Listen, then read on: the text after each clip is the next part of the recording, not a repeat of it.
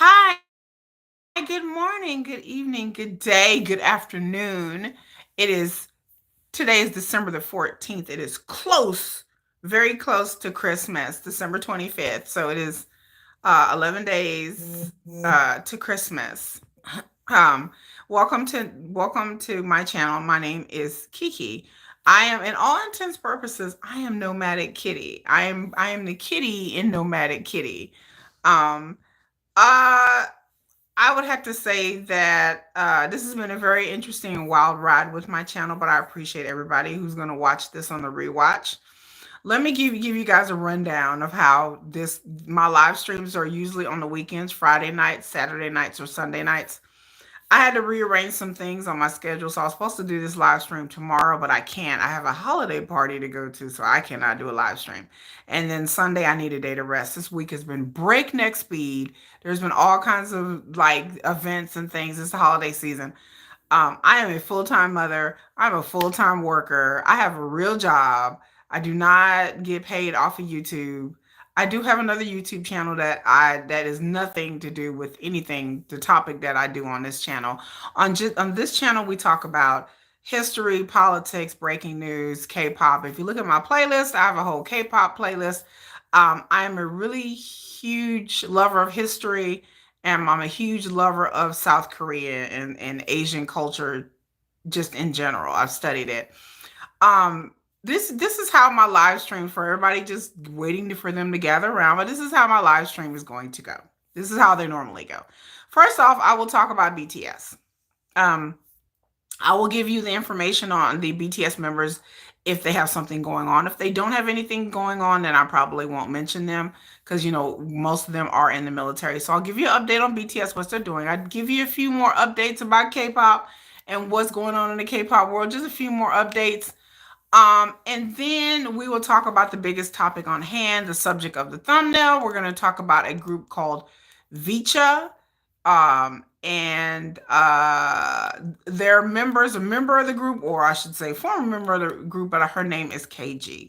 So she has filed a lawsuit against the group. And so that's the order. And then after we talk about that, and I'll give you guys my opinion, then we'll just have a free for all where we'll just discuss about anything and everything, whatever you want to talk about, K-pop or non-K-pop related. Let me put it out there. I am BTS Army. So I am Army, but however, I'm not a Delulu fan.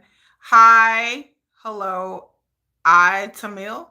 I am great. I'm not a Delulu K-pop fan, so I'm just gonna tell y'all. So let me reiterate and let me point it out again for the people. Make sure you like, share, subscribe to my channel.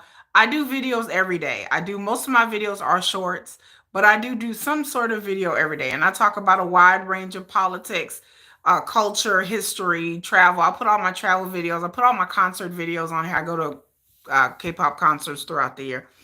From San Francisco, California. Hello, I live in Texas,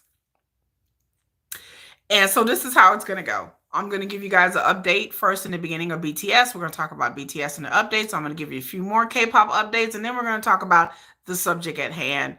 That's on the thumbnail and the title of this video. So that's thank you, uh, AI Tamil Facts. Hello, thank you very much.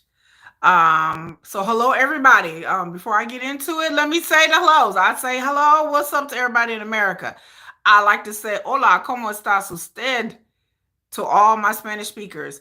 I like to say namaste to everybody from India. Let's see what else. Everybody from Korea. I like to say 안녕. 안녕하세요 to everybody in Korea. Anybody in China, I like to say ni hao. Ni hao. Like I said, and Japan, domo arigato, arigato, domo arigato. So there you go. There you go. Russia, I don't know any Russian. Dos Vidania Russian? I don't know. German, Guten Tag. That's it. That's all I got. How old am I'm old. I'm really old. I'm old. So if people want to know how old I am, old. Like my children could be in their 20s or 30s. So I'm pretty old. Um, so we're gonna get into starting out of course with BTS. First of all, we're gonna start out with Jimin. Jimin is climbing up the charts. There, like I always bring up every week. There's a YouTuber by the name of Jimin's Shoulder, like his shoulder, Jimin's Shoulder. I think it's the cutest name. He has all the ins and outs about what's going on. That person, I can't say he. I don't know if it's he or she. He or she has all the ins and outs of what happened with Jimin. And but Jimin has been blowing up the charts with his song "Who," with his album. Jimin does not get the love that he deserves. Park Jimin, even though he's been on top of the Billboard charts, and they've been there's a write up in Rolling Stone magazine talking about Park Jimin dominating the charts, and he just don't get the love, that Park Jim is supposed to. So, but he's nominated for various like Asian awards in Japan and China and golden discs and everything like that. Oh no, I'm not 25. No, no, no, not even close. No, no, not close. I'm not even 25. So, but y'all support Park Jim, and so, but he's is still in the military, of course, but very successful. So, I'm proud of Park Jimin. I'm very proud of him. So y'all support Jimin's Shoulder, which is another YouTuber. And I'm not affiliated with that channel. I just go to that channel to see what Jimin, all the Jimin stands go there. Uh, and then they do a really good job in their community tabs. Also, I want to say people come to my channel. Besides subscribing and liking my videos, I have a lot of shorts and also things in my community tab. I have a whole like I post all kinds of different offbeat or on point or just sometimes just my thoughts, and I also post my fan fiction in my community tab. So if you're into creative writing and fan fiction, BTS fan fiction, let me be specific. Okay. I do like to write. I'm an artist. I like to write. I like to draw.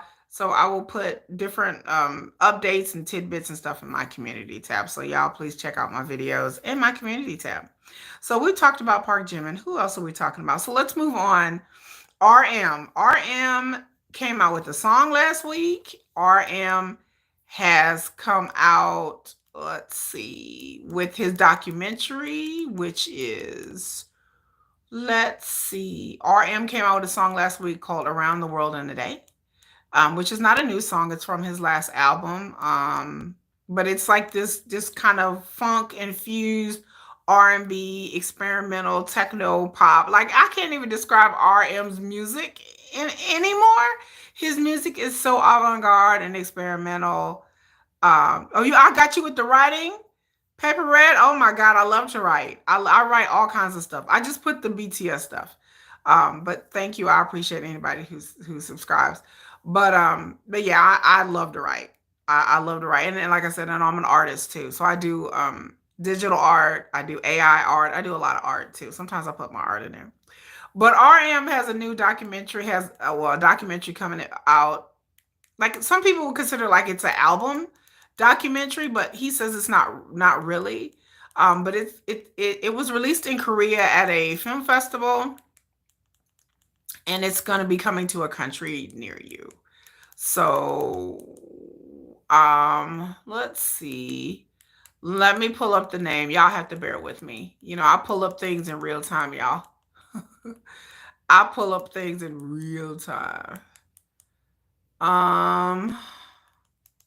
But make sure you guys support. I'm looking it up on my TV. I have my TV up here.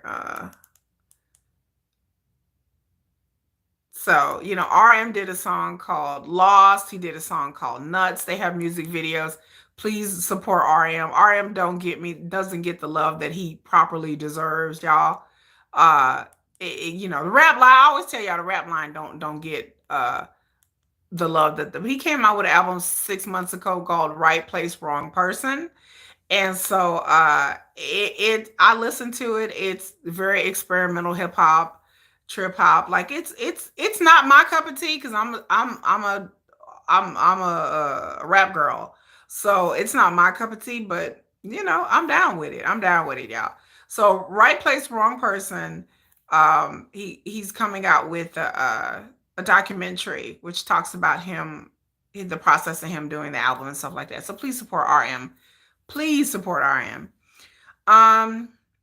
Jen is still out here doing the good work. Jen did another episode of Run Jen where he was with this little boy that was like 4 or 5 years old, and it was the cutest thing. If y'all love Jen, if y'all love Sok Jen, please, Please go to Bangtan TV, and they have episodes of Run Jin, because it used to be Run BTS, now it's just Run Jin. And Jin was on his episode with his little boy. I think he was like 4 or 5 years old, and it was adorable, y'all. It was adorable. And Jin is out there doing the Lord's work, y'all. Jin is out there promoting his new album, Happy, and it peaked on the Billboard charts, and it's also on the Korean charts as well. I watched the Korean charts. There's a channel called KVille. If you don't know about KVille, if you are into K-pop, which some of you are, some of you just love BTS and y'all not into K-pop, but if you're into K-pop and you're just curious to see like what the charts going on, there's plenty of sources, but Kville, they actually show the music video and the song that's on the charts, and so Kville is a really good source of information if you're really chart obsessed. I know a lot of K-pop stands and BTS armies are chart obsessed. I'm not chart obsessed, but y'all keep up with all that Spotify and all that stuff a lot better than I do, child. I don't keep up with all that. But go support Jin. Like I said, he's doing interviews. He's doing Run Jin. Jin is out here putting in work. Jin is out here doing the Lord's work, y'all. Y'all please support Jin.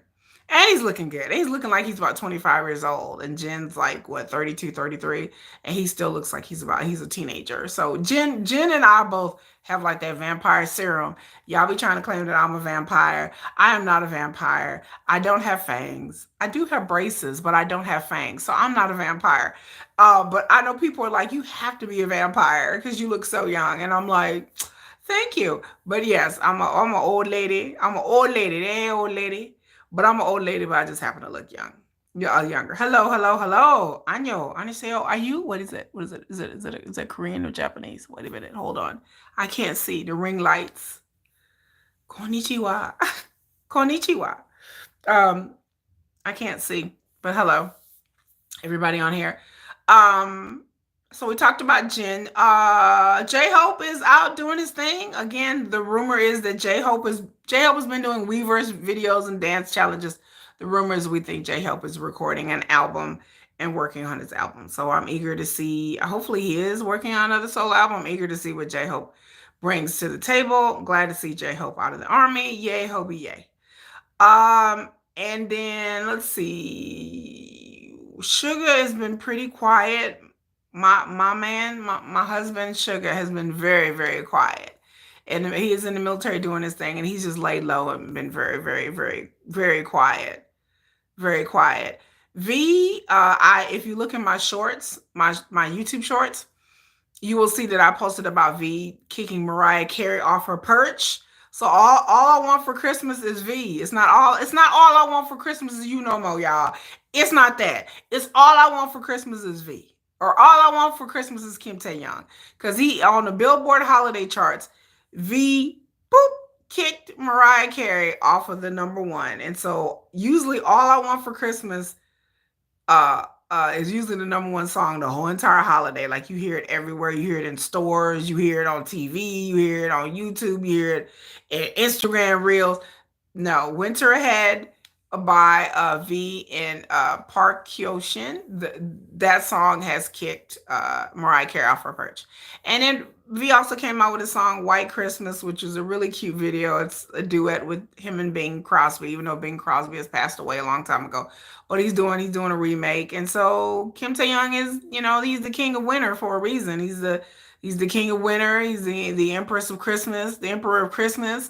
Like V is just doing all the things, all the things. He's #1 right now. So V is winning, y'all. V is living his best life. Yongtan did pass away. Like I said, I mentioned last week, his beloved dog passed away. But other than that, V is on top of the charts. So last and definitely not least at our BTS Roundup update, we're going to come to Jungkook. Jungkook. I posted in my community tab a video that is from India. I believe it's from India.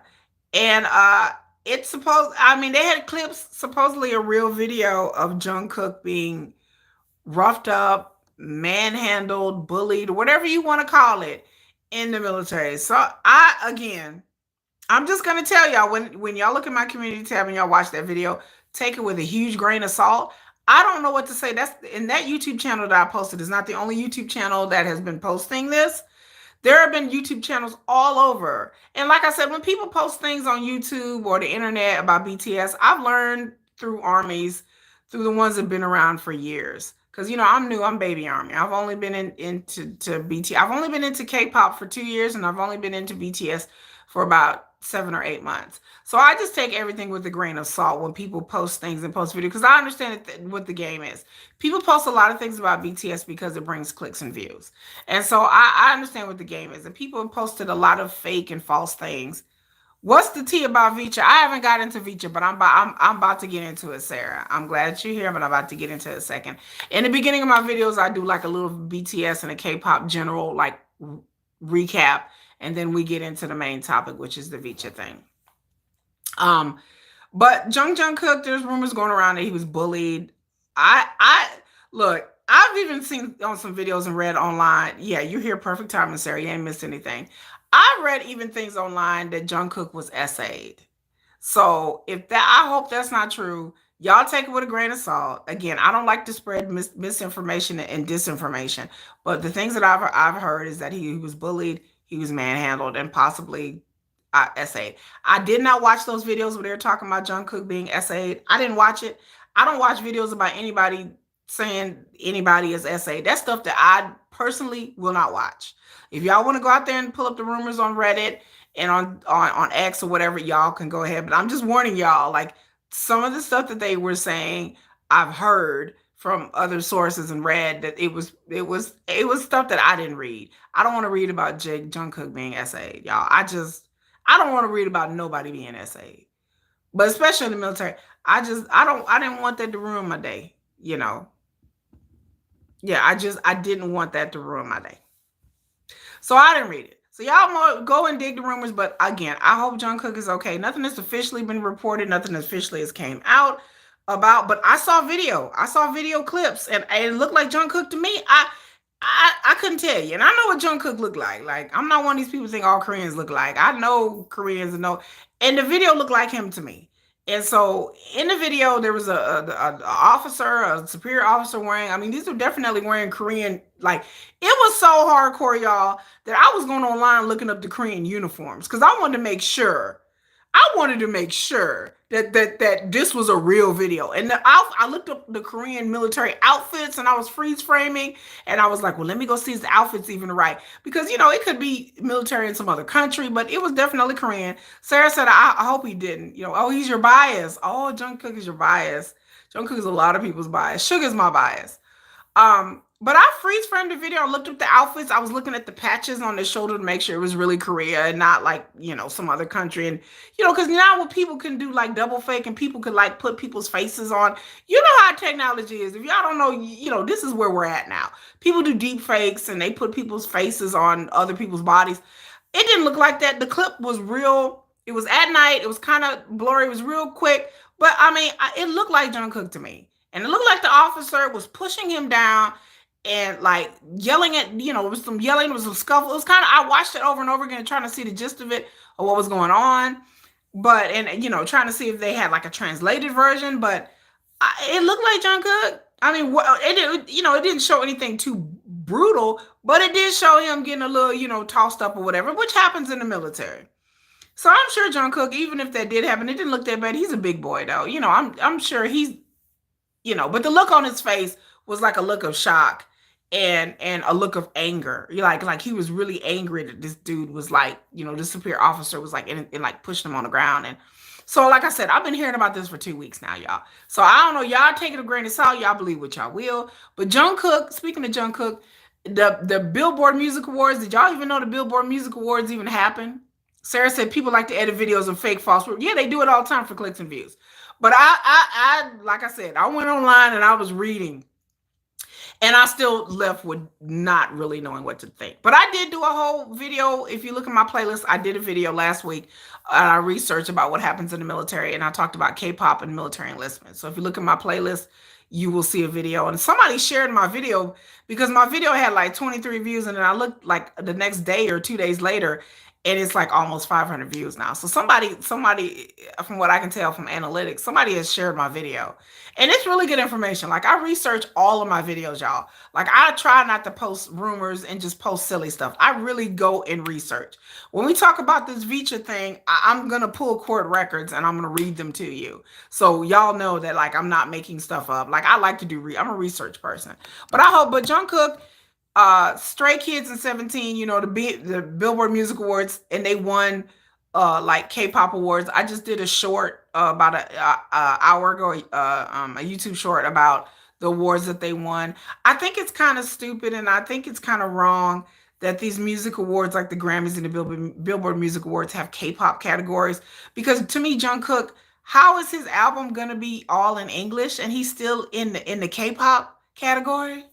Can y'all explain that to me? How does Jungkook be in the K-pop category and his albums in English? I just sat there and was like, that's because it's a whole thing, child. But if you don't know, that's because the music industry don't want BTS to be competing with the rest of the industry. That's how that go. It's a lot of racism. It's a lot of xenophobia. It's a lot of fear of BTS in the industry, and a lot of fear of Korean artists, period, being too popular. So they're like, so always these music industries, they create these separate categories on the charts, and they create these separate categories in these award shows because they don't want the Korean K-pop industry to get bigger than the American industry, and they are afraid of K-pop fans because they know that K-pop fans are dedicated and will stream and will buy, and fans of Western artists aren't usually that rabid. So yeah, the fact that Jungkook was in a Korean K-pop category.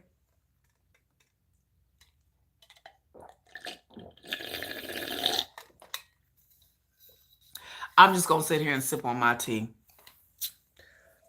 because that's a bunch of bull. She on back. You looked up about the bully, and people are saying it's not him because Jungkook has tattoos down his back. That's what they're saying. I know, I've read all kinds of things. I'm glad Sarah's on it today. Sarah get the Star Award today. Like I said, I was up there trying to look because like I said, I hate to spread false information, and I don't want anybody to be bullied in the military, but it has happened. Do you like Michael Jackson? I do like Michael Jackson. That's why I like Jungkook, his singing, and I like Jimin because their singing reminds me of that. And like I said, I there's a lot of rumors and a lot of things that come with BTS, and I've been learning. And like I said, hopefully they're all healthy and happy. And my poor dear Sugar's been laying low, so you know, Sugar's my bias. If you watch my YouTube shorts, you will see that you can tell who my bias is. You can see my Sugar shorts because sometimes, you know, the spirit strikes me, and I'm like, I gotta create it because, you know, Sugar was left out. They had them MMA awards, and they had like a dedication to BTS, and they edited Sugar out the videos. Yeah, I didn't like that. Like, I had to post like several shorts about that. They be doing Sugar wrong. They be doing the rap line wrong anyway, period. But anyway, we won't get into that. Also in other K-pop news, TXT has decided to take a hiatus. Now, y'all know, everybody know my channel. Everybody know Army. I'm a Moa baby. I went to TXT, started me on my road. I had my sister-in-law drag me to a TXT concert in 2022, and I did not want to go, and she paid, and she promised to pay for dinner, and I was like, okay, because I didn't like K-pop. I'm a hip hop girl, so I'm into hip hop, and I was like, man, this pop music, because I don't like pop music. I don't like Beyonce. I don't like Taylor Swift. You know, you're not a Moa, but I'm glad they're taking a break. I am so happy. Sarah says she also watched the video, and it doesn't look like him, but who knows? Usually the company military will say something about it. If so, then they don't, then it's a fake. Yeah, the military and the company has not said anything officially about it. That's why that's the first thing I looked, and I was like, ain't nobody. But then again, when I look at the situation with G Dragon and other K-pop idols that things have happened to in the military, their company, and they never came out and said, like, and G Dragon was so bad that they was like drawing pictures of his private parts. People were stealing his socks and his drawers in the military. G-Dragon went through it. There was a total invasion of his privacy while he was in the military. G-Dragon has talked about he did not like his time in the military. Like he hated it. Like it was they were yeah. I mean, like he would say he'd be in the shower and people be drawing pictures of like his moles, his body, and like sending it to their girlfriends. I guess which is we or their moms or their sisters, because I guess they wanted to see. I guess they wanted to tell, like they wanted to know. They wanted to know, was his Big Bang really Big Bang? They wanted to know, was it fantastic, baby? Let me stop. Let me stop. They was like, is it fantastic, baby? Cause I love it. They wanted to say, want to know, was G-Dragon, well, did he have a dragon or not? I guess that's what I mean. I'm like, these people, like if you're sitting around like somebody, you're drawing pictures of they tattoos and they back and they mold, like baby, you like, he said it was just like and then he said that, he would use his credit card to buy other guys in his unit food and stuff. They would take advantage of it. They would be like, oh, give me your credit card and buy this for me and buy that for me. And they would bully him. They got to the point where they would bully him if he didn't buy stuff for him. They really wanted to know. Like I said, there's K-pop idols. They would steal their socks, they drawers, they dirty socks, and their dirty underwear. With their underwear and socks would disappear because they have like a laundry where they do all the laundry, and they would steal the idol's socks and underwear. That's how bad it is in the military. Like sometimes. And then you get people who don't like you because you're famous. And then you get people who try to kiss up to you because you're famous. So you never really know like who really likes you and who doesn't really. Then you get senior officers that are jealous of you. They jealous of these idols and they jealous of how they look and how they. Yeah, you told me Sarah said she can't even imagine stealing someone's stuff. I couldn't either. But I guess if you have a sister or a mom or I mean even your girl who are like, get his socks, get his socks, like get his underwear. And then maybe you can sell it on the dark web. Maybe your mom is begging you. When Jen was in the military, he had an invasion of privacy. There was an incident that was in the news about a nurse who wasn't even assigned to him that went over there and like gave him an examination or a vaccine or something. She wasn't even assigned to Jen, but she made sure she was assigned to Jen. And they said that she violated all kinds of military protocol because, and then, in the military that Jen's medical records were leaked. That has happened before. So yeah, the military, all kinds of things. But I guess that lady, she was determined to give Jen his flu shot. I mean, I'm not really mad at her because if I was a nurse in the military and Sugar was there, I would be like, court martial me because they had to kick me out the military. I'll be like, well, she was determined. Yeah, they selling it on the dark web. K-pop, Stray Kids, and BTS. Yes, I'm going by. Speaking of Stray Kids, I will be going to see Stray Kids next year in concert. So I got really good. I think I'm like in the 7th row. I went to go see ATs. If you look at my K-pop playlist, I posted my ATs and my Epic High videos because I go to K-pop concerts. You love Stray Kids. This is my first time seeing Stray Kids. I barely know any. Only thing I know about Stray Kids was Felix from Stray Kids. That's all I know. I was like, who is that really pretty man? I was like, who is that? What is? Yeah, I'm seeing Stray Kids. Yeah, Stray Kids in June. It's June. I'll be seeing Stray Kids in June of next year. So, and then I'll be going to Korea also next year as well. So I will be going to Korea. I'll be going to Seoul. Chan might be. I heard Chan. There's a guy named Chan Ben that people are like, girl, he might be shirtless. I said, ooh. I said, well, that's gonna be a good concert. Like I was saying about TXT, I went to go see them 2 years ago, and that started my love of K-pop. Didn't know nothing about TXT. I was bribed into going to see them, and I absolutely fell in love with TXT. Like I saw their concert, and I was like, these young dudes. I went home and downloaded their music. I watched the music video. So TXT is taking a break. They definitely need a break. You love Stray Kids, Hyunjin and Reno. I don't even know the names of the, but I promise you, ladies, when I go to Stray Kids, I will put all the video on my channel, so y'all will, just like I did with ATs. All the A-Tinies was like, ooh, because you know I'm gonna be right up there. I'm gonna be zoom. I'm being like, I think we got I think it's 6th or 7th row tickets for Stray Kids, and I promise y'all I will record that whole concert if I can. And I'll record the whole concert because again, I'm not a Stray Kids fan, but I love a good K-pop. If you have not been to a K-pop concert, let me say, please go. I've been to Hypen also last year. I would say please going to a K-pop concert is one of the best experiences. And also try to get VIP tickets. I got VIP tickets to ATs, and so they give you like this like swag bag of like goodies and stuff. I'm trying to see if I have any goodies over here. I don't have any goodies over here by me, but I have all things around my room that I got from being a VIP. And so try to get VIP tickets if you can. And those tickets cost me $500. But TXT have been on tour nonstop. They've been doing award shows. They have been touring nonstop since 2022. And so the Subin got hurt. I think another one got hurt. Subin's been hospitalized. Subin is my bias in TXT. And also Kai. I like Kai and Subin. I really like Kai. Kai's a cutie. They've been hurt, like inadvertently hospitalized and hurt. And so they need a much needed break. I know they want to spend time with their families and friends, and they have just been going at it. I mean, TXT has just been nonstop since BT, especially since BT has been in the military. They have like been carrying the mantle of the company. So they've been working them to death. Your bias is Chan and Felix. Are they both from Australia? Felix is cute. Felix is a really good looking guy. Like he's very ethereal. He looks like some kind of like elf. He doesn't look real. Like Felix, I see Felix and I'm like, he doesn't look. Felix is not my type.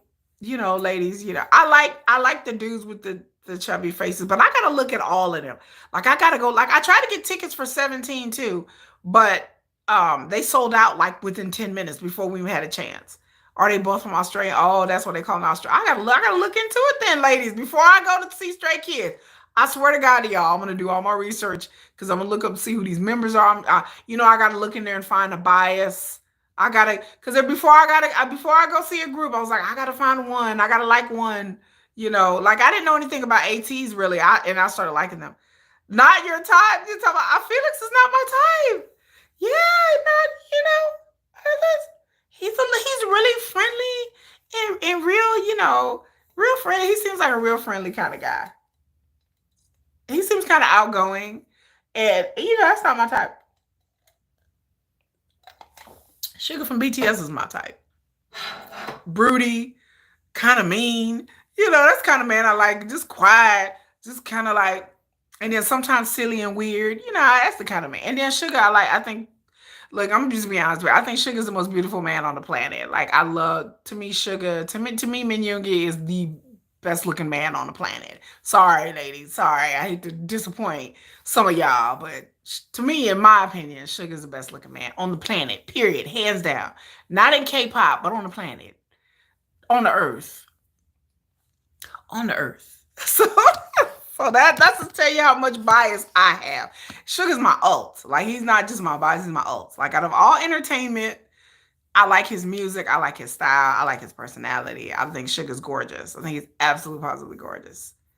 The members are Chan, Lee Nao, Chan Bin, Hyunjin, Han, Felix, Xiongmin, and In Han. Felix are the Sunshine Twins. Between their birthdays are a day after each other. Oh my God. I gotta look this up. This is fascinating me, Sarah. I appreciate your insight.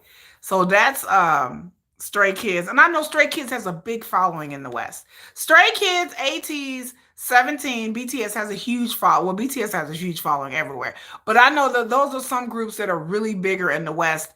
Cause Stray Kids and ATs and 17, they don't 17 do, but Stray Kids and ATs don't get the love that they in Korea that they get with the international fans. And I like XG. Like I don't really like girl groups, but I've said it before and I'll say it again. XG and LE SSERAFIM are my girls. Like I do like those girl groups.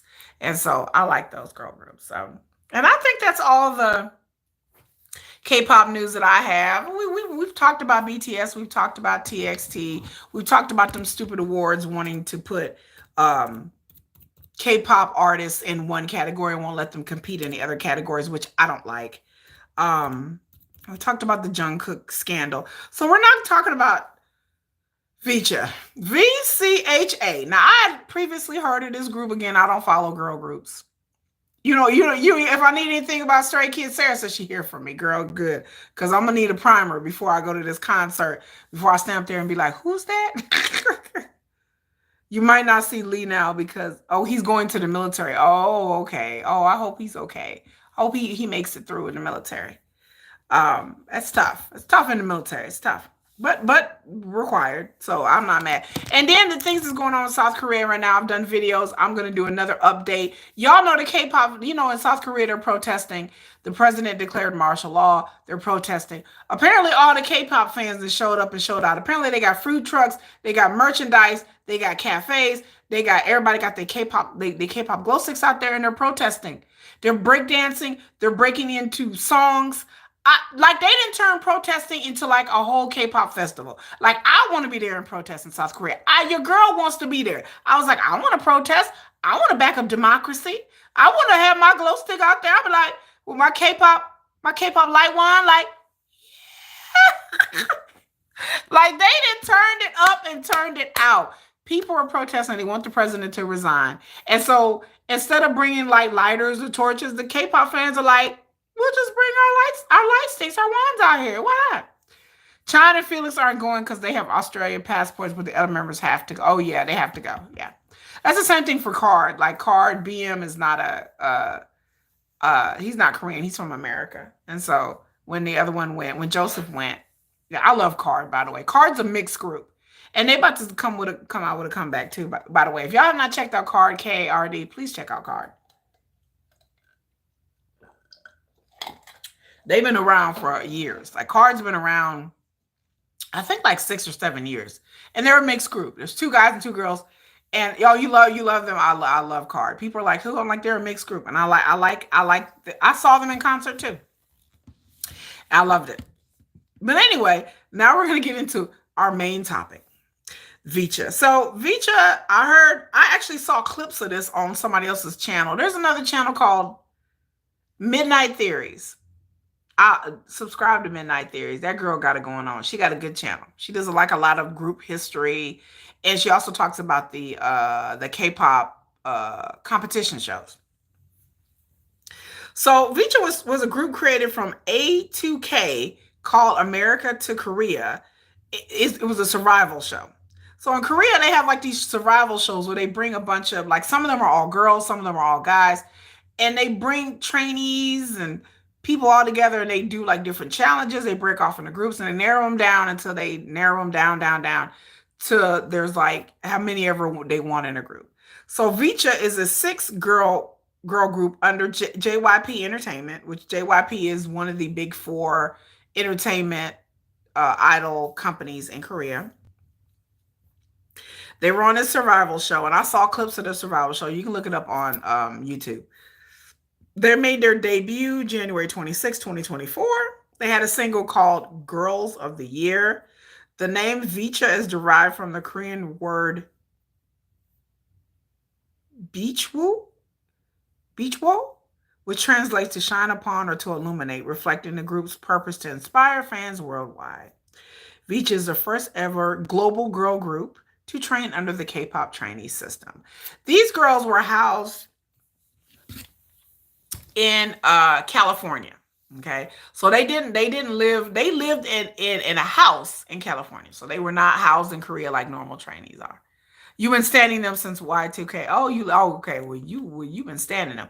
So these young ladies are let me look at a picture of them. Let me get here. I'm looking at my laptop here. Let me see what they look like here, because I don't know a lot about them. Am I on the internet? Is this thing on? So KG, who we're talking about, is the blonde young lady. She is 17 years old. And these are some I'm looking at them. They're a very diverse group. These are some very beautiful young ladies. And then your bias is Kaylee. Kaylee. Let me take a look at Kaylee. So the group consists of Camilla, Lexi, Kendall, Savannah, and Kaylee. KG announced her departure from the group on December 7th, 2024. Let's see. This A2K reality show was back in 2023, by the way. And so their second debut, let's see, Ready for the World, which is originally the A2K theme song, was released December 1st, 2023. And they performed September 23rd, 2023 on a show music core. That's for their first performance. So, and then they talked about that they are supposedly scheduled to do another comeback. That's what I'm hearing. And so, like I said, they're a diverse group of young ladies. We're gonna look them up. We're gonna look up Savannah. Let's see. Okay, Savannah actually. I'm looking at a picture of Savannah. Savannah actually looks like my daughter. It is scary. Savannah looks like my daughter. She looks like a older version. My daughter's 10, about to be 11. Savannah looks like, especially with her hair straight. My daughter has straight hair, though. My daughter is biracial, and well, she's triracial. She is, and Savannah with the straight hair looks like my daughter. So my daughter has naturally wavy hair. Wow. Okay. So Sarah says that her favorite is, which one is the leader? So is there a leader? Because, every group has a leader. I don't know if groups do that anymore, because some groups don't do that. Let's see. It looks like two or three of the girls are Asian. One of them, yeah. Okay. These are some Lexi. She's the leader. Okay. Yep. And the other one, she looks like my daughter. That's kind of weird. That is strange. And so they look like pretty young ladies. All equally beautiful. From clips that I've seen them, they're pretty talented. Like they can sing, and dance. Lexi is the leader. Okay, Lexi. Pretty Lexi here. Oh, she's gorgeous. So if you ever get a chance to look at this group, please look up this group and support this group. Like I said, I have heard their song when they first debuted, but I didn't really pay too much attention because they're a girl group and I don't do girl groups. But these look like some very up and coming beautiful young ladies. So what happened was the KG announced that she was quitting the group on the 7th of December. And it has shocked and had the K-pop world ablaze. They have been talking about this over and over and over again. Like I've seen many different channels covering this. And I have some really mixed feelings, but I'm gonna read what KG is saying. So she's filed a lawsuit. There is a channel called Hybeboy, Hybeboy. He has 9,800 subscribers. Please look up Hybeboy because he breaks down like all this mini gen stuff with Hybe and all of this. He's really broken down a lot. Like he pulls up articles, he breaks stuff down, and he broke down so KG is suing JYP USA. Her problem mostly stems from a particular, I believe, choreographer. V-Lights have been talking about it for like 4 days. So the fandom is called V-Lights. Oh, that's cute. So apparently even I know the fandom was talking about it, but I've seen it pop up on other channels. So apparently KG, her issue really wasn't with JYP per se. Apparently she is having a problem with a trainer or a manager or whatever. So I'm trying to skim through and read a little bit of a lawsuit. She's complaining, her and her mother, because she's 17, that they violated, she has to sue JYP because that's the company, but they violated child labor laws, failure to pay minimum wage theft, overtime violations, and the like. Okay, so I run around in Korean circles, if you don't know. And so the conversations have come up regarding culture, okay? Because we all know, like, if you know K-pop enough, the trainees go through it, okay? So she's having a problem. Yeah, she was having a problem with one of their staff. We all know in the K-pop industry that K-pop trainees go through it. I'm not saying it's right, but that's in Korea. I told people this, to me, this is not a cultural conversation. This should never be, well, Westerners can't handle the trainee, and that may be true.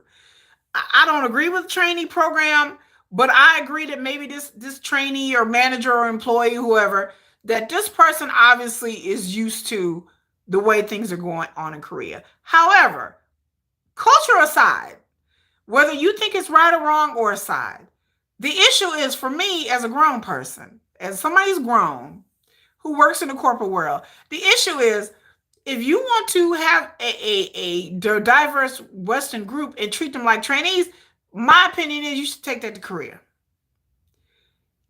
She did thank JYP for what he did, because she realized it's not JYP in the management's problem.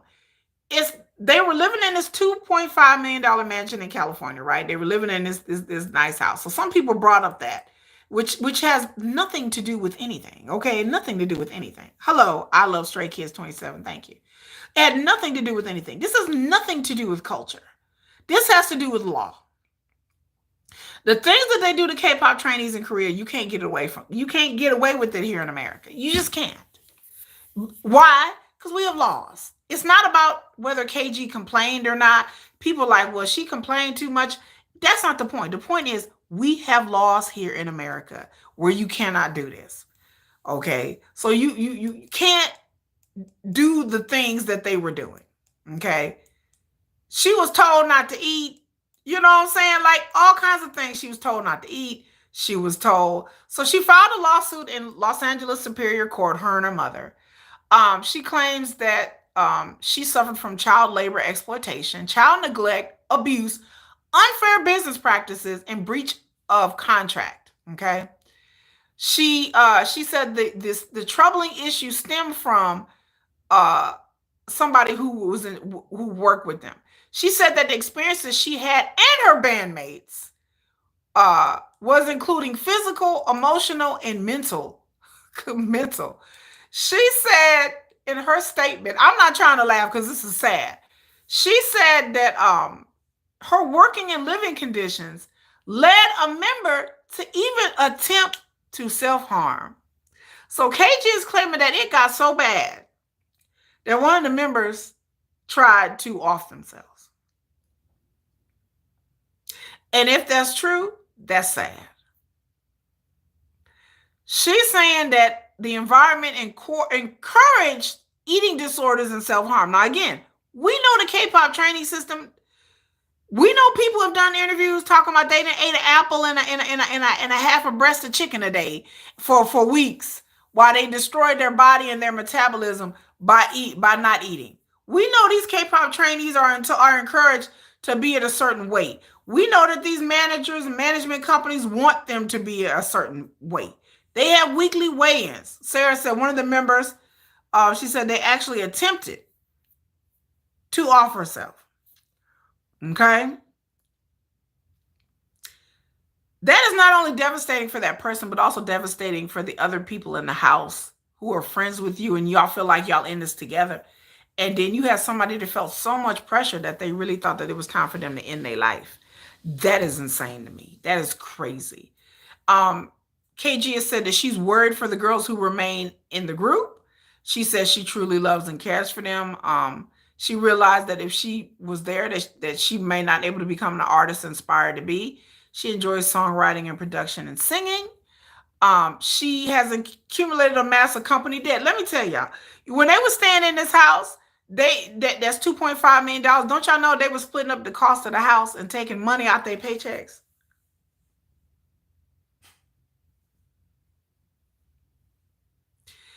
They put these girls in this house in California and was like, oh yeah, by the way, y'all got to pay for the cost of living here. Now again, this goes on in K-pop all the time. Them dorms that BTS was living in, that was full of rats and roaches, them dorms that they was living in, BTS, they had to help, they had to pay rent for those. They had to pay the electricity bill and the water, and they had to pay for that. Like it came out their money, you know. KG said other incidences occurred, but she said there were also beautiful moments. She would like to thank JY Park, who's the CEO and starter of the company, and the company executives and the staff for believing in me. She thanks the V Lights, which is the fans, and she said she said despite her experiences that she's grown to love Korean culture and Korean music, and in the future will continue making music. And under these circumstances, she hoped that her lead will encourage the K-pop system to make changes. What really got me was the fact that these Korean companies are funny with the money. Look, I'm not encouraging anything that goes on with the K-pop training, but for God's sakes, if I got to starve all day, if I got to be training from sun up to sundown and go to school, I mean, at least pay me. At least pay me. Like these women, they weren't even getting paid overtime.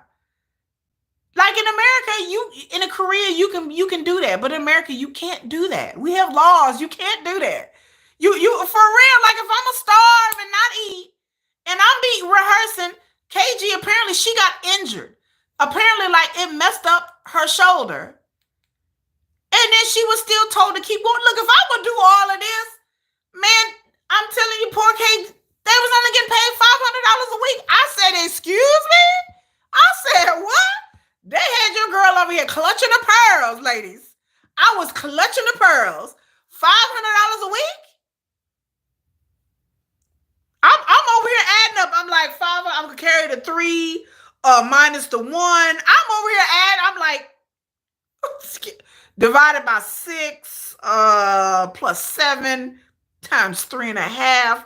Like, oh yeah, you girls over here adding things up. I'm like, wait a minute, something funny with the money. $500 a week? Sarah said, I'm gonna need more. I'm gonna need a lot more money than that. Like that was crazy. Like they said the hours that she was working in rehearsal, it don't even equal minimum wage.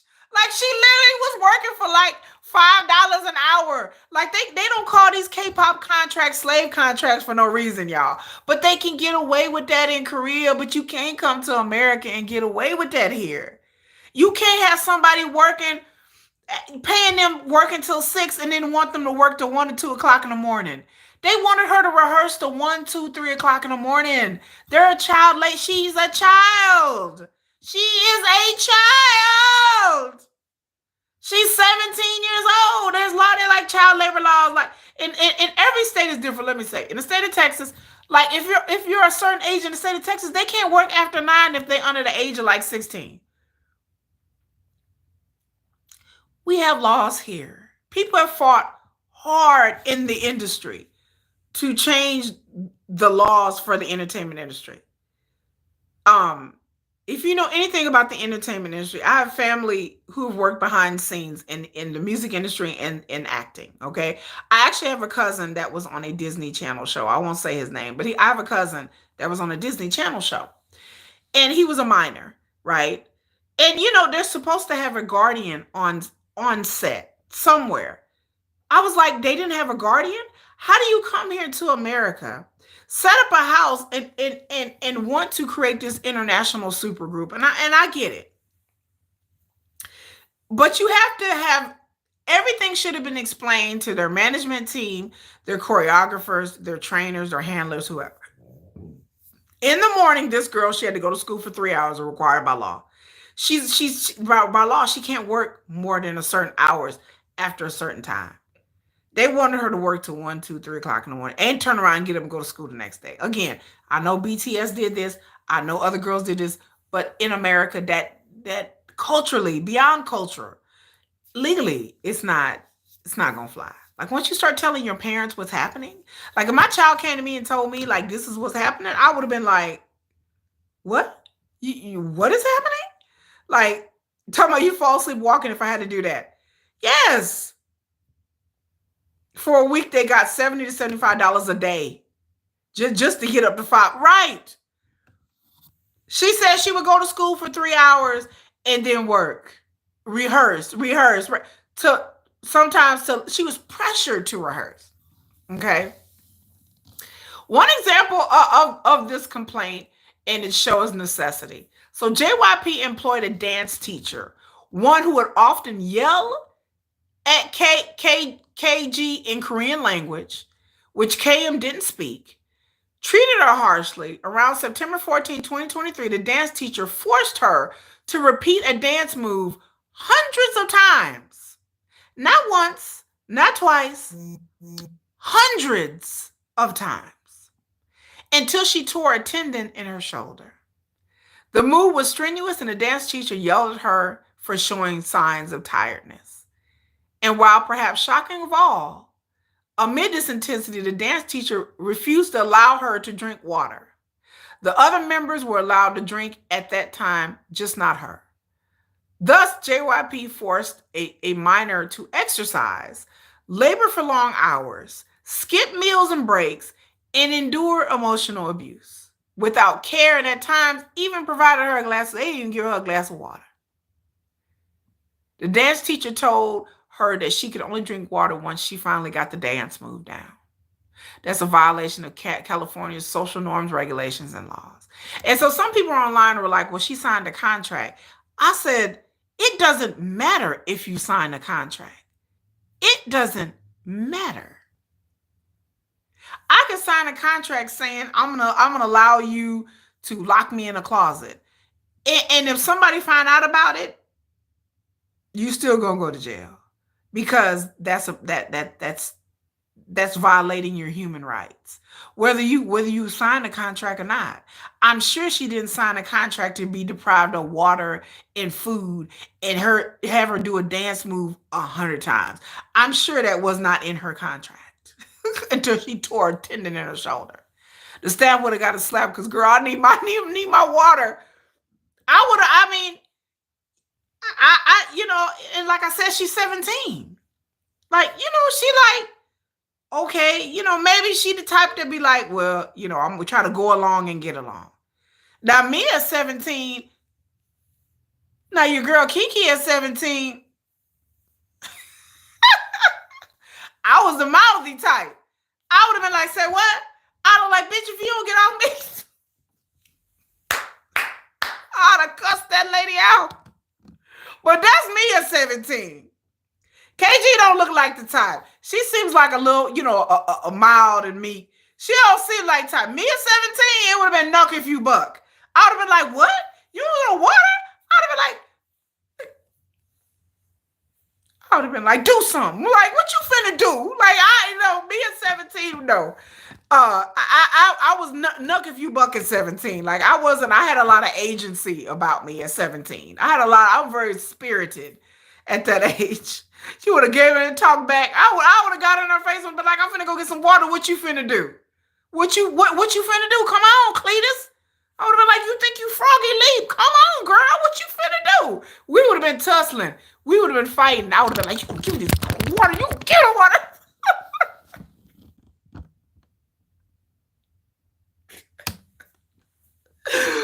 Girl, we would have been tussling. We would have been fighting up in there, girl. I would have water, and then I ain't got no girl. Then I told my show, oh no, girl. I would have quit. And I understand why people like, well, if she couldn't cut it, she should have just quit. Okay, but like, look, I'm sure she's been through enough on the survival show.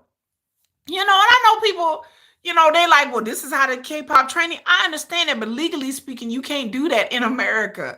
Legally, not culturally, not K-pop-y, nothing.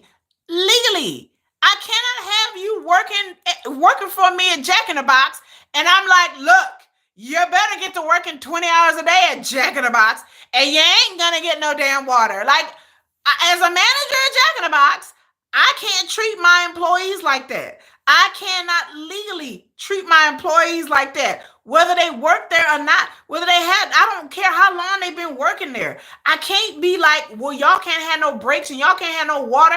Like this whole labor law. Anyway, I don't know what's wrong with my internet, y'all. I apologize. If you want to treat people like this, then keep them in Korea. You know what I'm saying? If you want to treat people like this, I would say keep them in Korea. But you can't treat anybody like this in America because we have laws here. So I feel bad for KG. Um, it's not a situation that I think anybody should be made to endure. But I mean, how I feel about Westerners and K-pop, I think that you cannot. I've said it before on other people's videos that you can't treat Westerners like this. Like I said, it doesn't work. Like first of all, our culture and the way we are is just it's just not going to work. You can't treat Westerners like this. How much people try to be like, well, they just have to go along to get along with it. I'm like, I understand that, but I'm like, I'm not, y'all ain't finna sit up here and tell me I can't eat. And I'm gonna be getting starved. Speaking of water, I need water. I'm getting hot about you. Get hot about this, girl. Go get your water. But I'm gonna read more about the affidavit. We're gonna scroll, and I just feel so bad that like she was treated like this and really felt like, well, this is my career and then I have to like endure this. And nobody should be. And make sure y'all thumbs up and like the video. Make sure y'all subscribe to my channel. I'm here every weekend to discuss all kinds of like K-pop issues. And we're gonna go through this affidavit. And like it gets worse. Like it just gets worse from there. Um, so she would have really long days. And like I said, somebody yelling at you, telling you can't drink no water. Girl, I was like, if you don't get on. Um, let's see. We're gonna go a little bit forward. What else is she saying? I just couldn't believe they weren't paying them. Like the $500 a week thing, just I mean, that was the icing on the cake for me. That like that they weren't really getting paid. And that was just crazy to me. Like that she weren't, let's see. So she says, and it only got worse from there. And so I don't know if maybe if this trainer just treats everybody like this, or maybe she really is picking on her. Maybe she felt like KG wasn't bringing up the rear. Maybe she thought, I don't know. Maybe this is how this trainer is. Oh, she was 15 when she started. So KG was 15 when she started, when she entered the contract with JYP and her mom. Okay, so she was 15. Wow, that's young. That is so young. That is so young. So the agreement promised opportunities for stardom, training, artistic development in accordance with the standards set by California laws. And SAG-AFTRA, according with the standards set by, so SAG-AFTRA is the union, local unions. And then also by the California law. California has some of the most strictest child labor laws because history lesson, folks. Back in the day, when we think about Shirley Temple and the Little Rascals, like back in the 20s and 30s, do y'all know that they was abusing them kids back in the day? So when you go back and watch them old, like Shirley Temple over talking about the good ship, lollipop, and all that. And Shirley Temple was a little girl when she started. I think she was like 3 or 4. I read her whole biography. She was 3 or 4 years old. So I love history, and I love the history of the movie industry. I might do a video about that. About the history of child exploitation in the movie industry, because it's very interesting. So back in the day, in the early days of Hollywood, like they exploited children in ways that are very sick and disturbing. Like everything horrible you could think of, they did to these kids. Sometimes the kids didn't want to perform. They would lock them in closets. They would lock them in rooms. They would in dark rooms. I mean, scream at them, yell at them. They would work mercilessly. I mean, they would work like animals. Like they were mercilessly worked, these kids were. So as these kids got older, they were determined not to let this happen. So there are a bunch of former child actors and actresses and singers who got together like around in the 50s and 60s and pushed for reforms because they knew children were being exploited in the industry. So they pushed for reforms nationwide and in various states. California was the biggest one because that's where the movie industry is at. So California has some of the strict child labor laws because stars were so horribly scarred as children, working in the 20s and 30s. Like there's like a Coogan's Law, which is named after an actor, and he was treated so horrible as a child. Like even by his own parents, they used to beat him, and I mean it's just horrible things. Hello, Giancarlo. Okay, so Sarah did a calculation. She said they basically got paid $3 to $5 an hour. Yeah, that's what they were saying, $3 to $5 an hour. It's not even minimum wage. Like so. Anyway, so KG is saying that JYP imposed strict controls over her life, from early morning hours spent in school to long, grueling rehearsals that stretched close to midnight. KG's personal freedom, artistic growth, even her physical safety was sacrificed by JYP, she's claiming. Um, and the tricky terms of the contract ensued that she was ensured that she was not compensated. She didn't get paid no overtime. She wasn't making no time and a half. Like I mean, they was doing them dirty, and it was a lot of pressure. It was pressure for her to stay. Like, well, and then they were telling her, like, well, you don't want to disappoint, the other members in the house, do you? You don't want to make it bad for them, do you? Like they told her stuff like that to pressure her to be like, to be a team player. And you're complaining too much, and you don't want to disappoint, everybody else, and like those kind of mental tactics, like they do with a lot of times in the industry to get you. Um, so there California has a minimum compensation.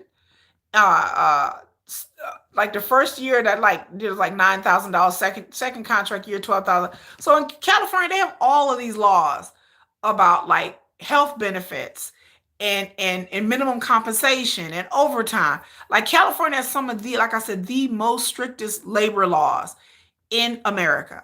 Because again, when you're dealing with the motion picture industry and the music industry, which a lot of their companies are headquartered in California, for years they have stolen people's labor and people, and they've exploited these young people in the industry for decades. Um, so that's why they have lost. And in the fact that JYP did not have, I don't know if they did or not, I'm just guessing, did not have a legal representative to be in the house. Like I said, normally movie sets and TV sets have guardians. They have people there like actually watching the clocks. Like literally the guardian is paid for by the record company or the studio, and the guardian literally comes in and just stands there and looks at the clock. And then they come and they stand there and they observe. And if something they're working too late, they'll come in there and stop the director and be like, no, it's too late. They had to break. They'll come in there and make sure they're going to school. They come in there and observe like the conditions on the movie set. They will come in there and ask the actor, actress, or talent, are they okay with certain things? Or if their parents there, they will talk with their parents. That's what that's what they have. They pay people money to be on sets. Like it's a whole career. And they know the law. Like they thoroughly know the law. They can stop and like the directors or anybody or producers may need to call them and ask them, can we do this? Can we do that? And they'd be like, yes, or they can be like, no, or maybe. But the fact that JYP, apparently from what I'm reading, they did not have a guardian for these minors. The guardian should have been in the house with the minors while they were working. They should have been there at the rehearsals. Kaylee was only 13 when she debuted, or she was too young, baby. She was too young. That's too young. And I understand that she had a dream, and they all do. They all have dreams. Um, but yeah, the minimum hourly wage that she was supposed to be paid wasn't honored. So like I said, so that's why I said, damn, if I'm gonna work to death and I gotta starve and I can't have no water, I at least pay me about $3,000 a week. I mean, dang, like, I'm just gonna keep it real. Like, so I was like, but JYP promised her a certain amount of base pay, right? And they inserted a clause saying that she was responsible for her own pay. Your pay will be recoupable by the company against other entertainment income payable to you. So this is how they get funny with the money. They put this kind of crap in the contracts. So that means that JYP was not even paying KG her base pay. Instead, she was paying herself. So basically, the money They weren't even paying her a wage. The money that she was earning with the group, they was giving her the money as base pay. And then out of that money, they were saying that she had to pay expenses out of that money. So in other words, she would barely get no money. They were supposed to be paying her a wage per hour for her labor, on top of any kind of royalties. That's usually how it goes in the state of California. Their labor laws are set up. But they weren't even doing that. Those dirty dogs. I mean, I had to say, like I said, you get to see the really ins and outs of the K-pop industry because this happens all the time. So people think because the Hive and SM and that some of these companies are big companies that they don't nickel and dime the talent. Now people see that, yeah, even these big companies nickel and dime their talent and treat them. If I had to pay someone, I would have sued every person I seen. Me too. But the idea that $500 a week to live off of it is no money, that you got to pay out your expenses. And like I said, they get away with this in Korea because it's in Korea. So again, if they want to do all this, they should have got a house in Seoul and kept these girls in Seoul. If they wanted to try to get away with that. But America, you can't. So JYP's recouping of KG's promised income didn't stop there. In another buried term in the contract, JYP made expenses paid for the group living facility, including rent, which it controlled, and recoup against her money and other quote unquote entertainment income promised by the agreement. So in other words, the money she was earning, they was taking out money for rent too. While the agreement specifies that the group living was optional, here's another thing. They told the girls they didn't have to live in the house, right? They told them, oh, well, you don't have to live in this mansion. You don't have to live here. That it was optional. But it was not presented that way to her. She was pressured to live there by the staff, leaving her with a fear of negative repercussions if she did not. She was told by staff, we want the girls to live together. And that the group would not be successful if the girls didn't live together. That was important for the girls to live together. And that if KG didn't live with the girls, it would be viewed in a negative way. So she agreed with the demand that she live with the girls because she was afraid of what would happen if she didn't. She was afraid that she was going to get kicked out of the group. Yes, 17-year-old paying rent. She was a young girl. And they made her pay rent, taking rent, because that was what was in her contract. And again, JYP didn't have somebody legal entertainment lawyer in America look over this contract to be like, well, y'all can't do this. These are minors. You can't have them up here paying their rent out of their royalties and then pressuring her to live in the house. And I don't even understand that. Why the hell she had to live in the house? Why she had to live in that house? Is it because they paid $2.5 million and they needed her to live there to pay the rent? Right? They like, no, you gotta live in this house. We need to spend money for this house. We need you to pay rent.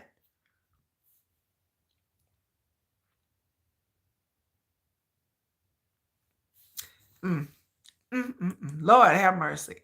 Like it's not the craziest thing I've ever heard before because I've seen this before. Like I said, this happens in K-pop.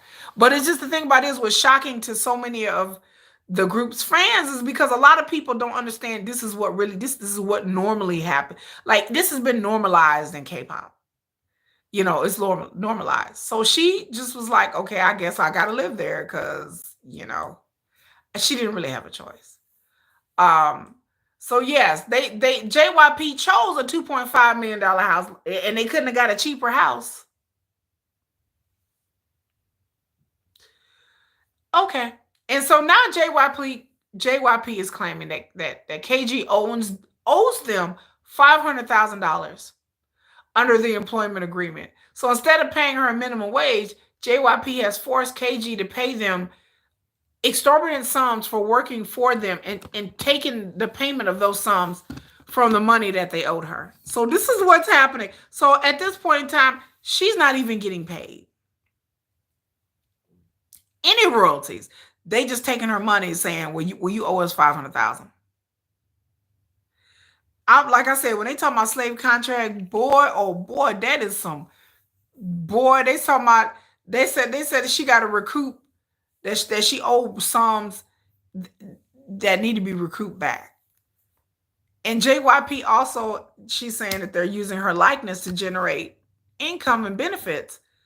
And JYP also claimed that their lifestyles that they needed to live in this big house because their lifestyle is what attract living in a big house will attract fans. What in the 1999 is that? So they got to live in this mansion because supposedly living that lifestyle helps attract fans. Do the fans even care? What that they living in a $2.5 million mansion?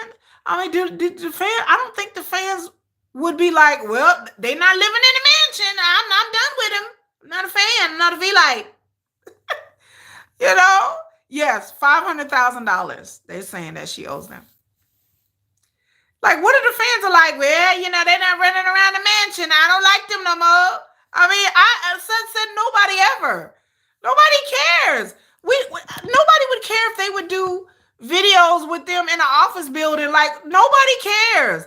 All these K-pop groups would be at the Hive office buildings and be running around doing challenges in like in the Hive basement. Nobody cares. Everybody like, is they in the Hive basement? Is that the office? Is that the elevator? Like, no one cares. No one. I've never heard anyone going, you know what? I really require these trainees to live in a mansion. I'm just not gonna like them. I'm just said nobody ever. Okay, nobody cares that they live in a mansion or not. Tell me what they have to portray a certain lifestyle of the fans.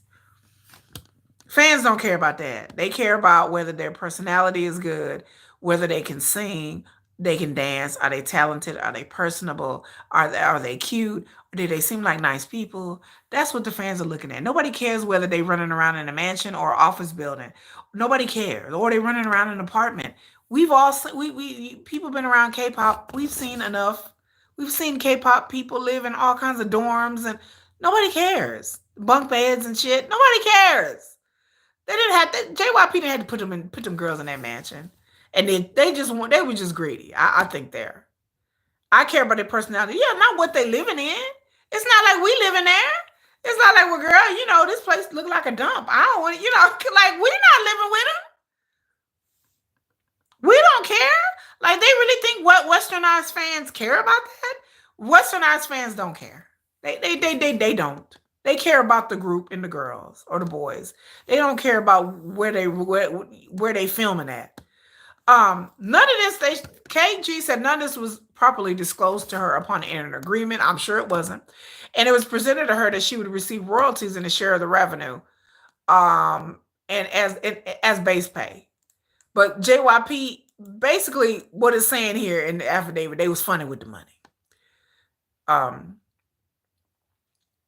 JYP petitioned to have this contract approved. The petition was heard over the course of two different matters in Superior Court for the County of Los Angeles. In petitions, JYP made at least two significant misrepresentations. The KG and the court, JYP promised there would be no filming at the group residences, but there was a hidden camera filming at the group residences. Now, I don't know what's all this about. I don't know about the hidden camera. Like, I thought that was odd. And that JYP promised it would comply with California labor laws, and it did not. The judge presiding over the matter was initially skeptical of the liquidated damage clause, pointing to it as a barrier for approval, but somehow the provision was left in. So there's a liquidation clause saying that they could take their monies. And apparently when they went to go have the contract validated with the California courts, I guess they were saying that part of the contract that they didn't like, but they still left it in there. She recalled several times she was forced to sign contracts while given a few minutes to review them, including contracts that were in Korean language. Let me tell you, to anybody out there signing any kind of contract, whether you're in the industry or not, her and her mother should have got an entertainment lawyer. The moment her daughter was on this show, she should have got an entertainment lawyer. The moment it was found out that she was going to go down to the last finalist or whatever, her mom should have got an entertainment lawyer. because, if she knew that her daughter was going to be signed, I'm like, I'm not signing anything until you spring for the money, you save for the money, you put it on a credit card, whatever you got to do, and get you a good entertainment lawyer. Do not sign contracts like this, especially if you're not, you don't know what you're really signing. Your mother is not a lawyer. Don't sign these entertainment contracts without legal representation.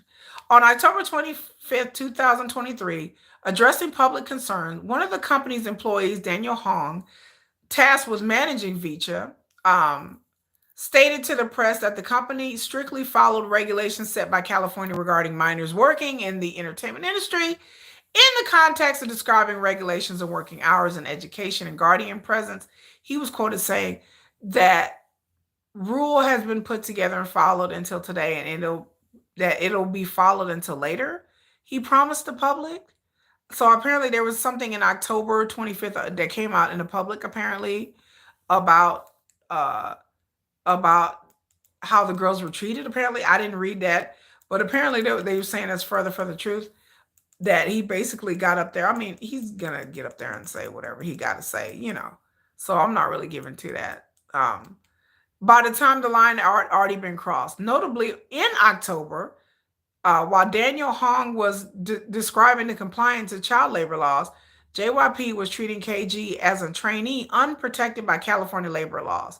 While employment was ongoing on information and belief, JYP did not view the parties' employment agreement as being enforced and in effect. So this is just more saying that pretty much like this is just some slippery mess. And so now we're going to get into KG's schedule. What is my job? Hi. Hello, everybody. Hello, Sanika. What is your job? My job? I don't understand that question. Anyway, I'm on a commercial break. Blah, blah, blah. Okay. So KG's daily schedule. KG schedule began at 7 a.m., where she was required to attend 3 hours of schooling, only to rush back to JYP practice building by 10:30 a.m. for a quote-unquote training that regularly lasts past 9 p.m. and as late as 11 p.m.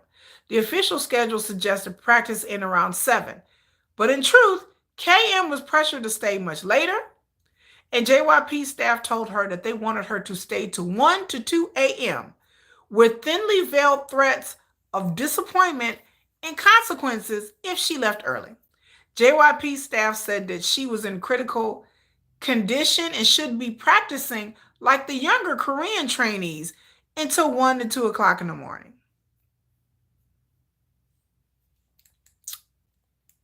So, yeah, which is illegal. And she wasn't getting paid to work to 1 to 2 o'clock in the morning. She wasn't getting paid to work that late. She wasn't supposed to be working that late. 1 to 2 o'clock in the morning. JYP regularly forced KG to work until almost midnight, knowing that she had to wake up at 7 a.m. the next day for school, and started working again shortly after school ended. This is a grueling schedule for an adult with no free time, at most 6 hours of sleep, probably less than that. She had to come home and eat. Yes. Yeah. So if she practiced till 1 a.m., by the time she got home, took a shower, got ready for bed, 2 a.m., then she had to get up. Then school starts at 7, so she probably got to get up at 6. So she was literally having like 4 hours of sleep, maybe 5, every night. And this is what BTS went through. This is what all of them have gone through. And so, to see it, we hear about it, but to see, they really really read it is like, wow, she was not compensated for any of the work after 6:30 p.m. So after 6:30 p.m., they wasn't paying her. So again, if I'm gonna starve myself and be up to 1, 2 o'clock in the morning, tearing my shoulder, sweating, not eating, being yelled at in Korean, being bullied. Look, if I'm gonna go through all of that, I mean, damn, I at least want a couple grand a week. I mean, when you get paid $500 a week and you going through all of that, I said, that's what got me that's what hurt me the most. I was so hurt over this. I'm like, girl, you weren't even getting paid. KG said the only time that she felt free was when it was at midnight when they had walks outside our little time in our hotel room. We had to sacrifice our sleep just to take a walk and get a breath of fresh air to go outside. One time, KO observed another member approach the staff and asked if she could take a break and get some air outside because she was having a panic attack. KM's own words said the staff told her no, saying that she was being disrespectful and is going to have consequences for her action just because she wanted a break.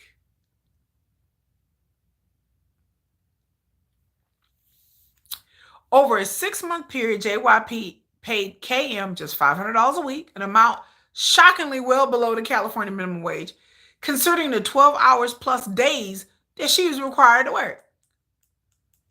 12 hours, $500 a week. Y'all do the math. Basic nourishment was withheld as a matter of company policy.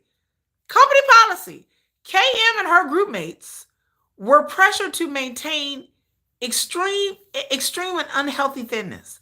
Before televised appearances, KM was told by the JYP staff that she would regret how she looked if she failed to lose weight. Meals were restricted to small salads, and on multiple occasions, KM was denied rest and encouraged not to eat. KM was told that she was only allowed to eat at JYP headquarters in California. So she was told that she shouldn't eat. She was denied her required lunch and rest break and forced to attend afternoon 4-hour dance rehearsal with no rest or nourishment. Another time, a staff member walked the girls to the car after training and reminded the girls, don't eat, as he slammed the car door shut. Again, that's a legal thing and that's a mindset thing. And this is how, and I understand this is how the trainees are treated in Korea, and I get it. If you want to treat trainees like this, first of all, nobody should be treated like this. But if you're going to have the trainee system, then you need to keep them in Korea where the laws are not strict. But you cannot treat people in America like this. You cannot restrict their bathroom breaks and the lunch breaks, and you can't do that here. It is the law. Sarah said after school, I would have at least taken an hour break and just say I had after school. I mean, if you're up, I couldn't imagine. And then like them being so young and the stress that is upon your body, and then you're not eating. So she tore her tendon. If you are not eating right, you're not going to heal. If you don't have protein, if you don't have vitamin A, B, C, D, your body, it will not heal. It will heal slowly, and it will not heal right. If you do not have rest, if you do not have water, your body is not going to heal right. Yeah, I would have passed out too. I'm sure some of the girls probably did. We hear about K-pop singers passing out at fan meets and on stage because they haven't eaten. They hungry. There's a whole videos on YouTube about K-pop, compilations of K-pop men and women passing out on stage because they haven't eaten. They haven't slept. Your body will shut down and just be like, boom, you know. And then she couldn't heal. I'm like, how is she going to tear her shoulder and then you expect her to, your body don't heal. Like, how is she going to heal? Okay, so around September 14, 2023, during a dance rehearsal, KG was singled out by the dance instructor. See, I told you, I said, I think this dance instructor didn't like her and maybe didn't like the fact that she maybe complained or issue some kind of, voice. Like, I don't think that's going to make it worse. And then your arm will break. Yeah, you can't, if you tear a tendon, you have to let it heal. And then you have to eat. You have to have vitamins and nourishment in your body. Your body has to heal itself. It can't heal itself on air or being deprived, being in a mode of starvation. So around September, the dance trainer told her to repeat a single dance move 100 times, and she was denied water and a break. She was in pain. She told the lady she was in lots of pain. And she said after physical training, the staff member told KG and the other girls that they didn't need to eat. sending them directly to another rehearsal without a meal. Still, they need to eat. Y'all need to eat. Y'all go now, go. They don't need to eat. On that occasion, due to JYP staff showing up for a late morning evaluation, KG was denied her required lunch and rest break and had to go to another dance rehearsal without no meal. So they was just working her. I mean, they were working him to death. You know, she did tear a tendon. She messed up her shoulder. And like I said, a tendon is nothing to play with. I know people that threw out tendons in their shoulder, and they had to have surgery eventually. I'll say, y'all, you had to have surgery. They said that KM was forced to hold a squat position, even though she was visibly in pain and exhausted, and was denied a water break that all the other girls received. So it seemed like this trainer was kind of picking on her. Like, it seemed like this trainer didn't like her for some reason. The instructor told her she could only drink water when she perfected the move. Well, maybe KG is not a strong dancer. The hours of forced repetition caused KG to tear a tendon in her shoulder. They were saying she was in pain. They refused to allow accurate time to recover. She later went to the hospital and received injections for her soldier, but was expected to return to dance training immediately. She went to hospital and got those cortisone injections, which don't do anything. I can tell you, I have a bad back, and they used to give me injections in my back, and it didn't do anything. So this is not an isolated incident.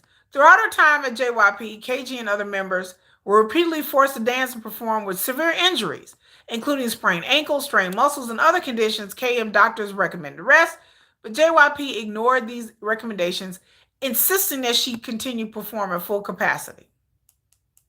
Insisting. During one evaluation, KM's leg injury was severe. She asked staff if she could take it easy. She was told no. And the staff continued to get her multiple injections while she was expected to keep performing. That is at the point that cannot just be passed over. So KG saw a doctor. The doctor said her muscles were damaged from overuse and said that she needed to rest. She asked JYP to allow her to rest, and they said no. So they forced her to dance for 12 hours. 12 hours. I couldn't imagine doing much of anything for 12 hours. She danced for 12 hours on a bad leg and a bad shoulder.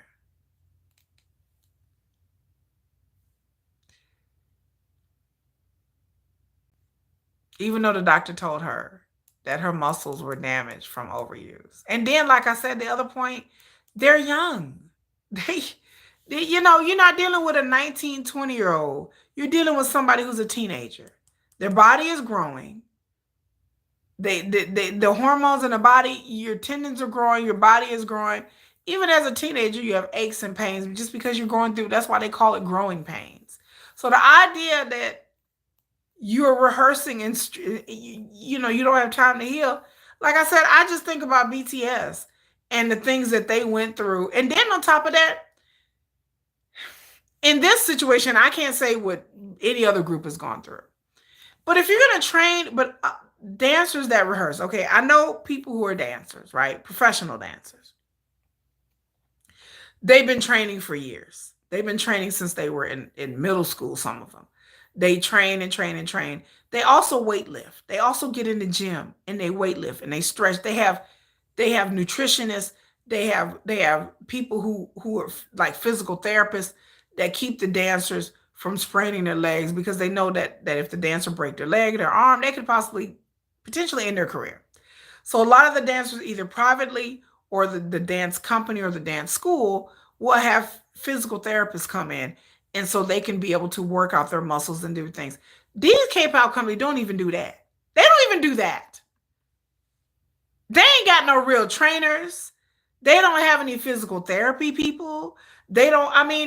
Getting cortisone injections, why didn't they have a physical therapist to be there with her during the rehearsals? They could have easily hired a physical therapist. So if you're going to require somebody, because again, singers, not just K-pop, singers and dancers go through this all the time. They fight through injuries, especially ballerinas. If you ever want to know who do the real heavy lifting in dance, ballerinas go through it. Ballerinas have messed up toes, ankles, legs, shins, arm, everything. They constantly have to take care of their bodies because one broke ankle could mess up their whole career. So they're constantly having to do stretches and have physical therapists, and a lot of them privately go and see all kinds of chiropractic and all kinds of stuff like that. A lot of times, if they get higher up, the dance company will pay for them to go anytime they get injured to go see a physical therapist. These K-pop company, they don't give a shit. If I was a dance instructor, they need a break. I'll give them a break for a week. Tell me what you need, and I got you. Really? Hi, Hyunjin's wife. Hello, Hyunjin's wife then showed up. Girl, go ahead. Hey, wifey. Hey, wifey. That man's good looking. So I'm glad you got that man as your husband, girl. But I just don't understand it. It's like they didn't allow her to recover. They, like I said, and then if you're not gonna allow somebody to recover, why don't you have a physical therapist there? Like, I just don't understand. I mean, I do it. I take it back. I do understand. It's about money. It's about greed. It's about them looking at K-pop singers as commodities and not people and not human beings. They don't respect their humanity. They don't respect these young men and these young women. They K-pop, the companies never have. They've never respected, never ever respected them.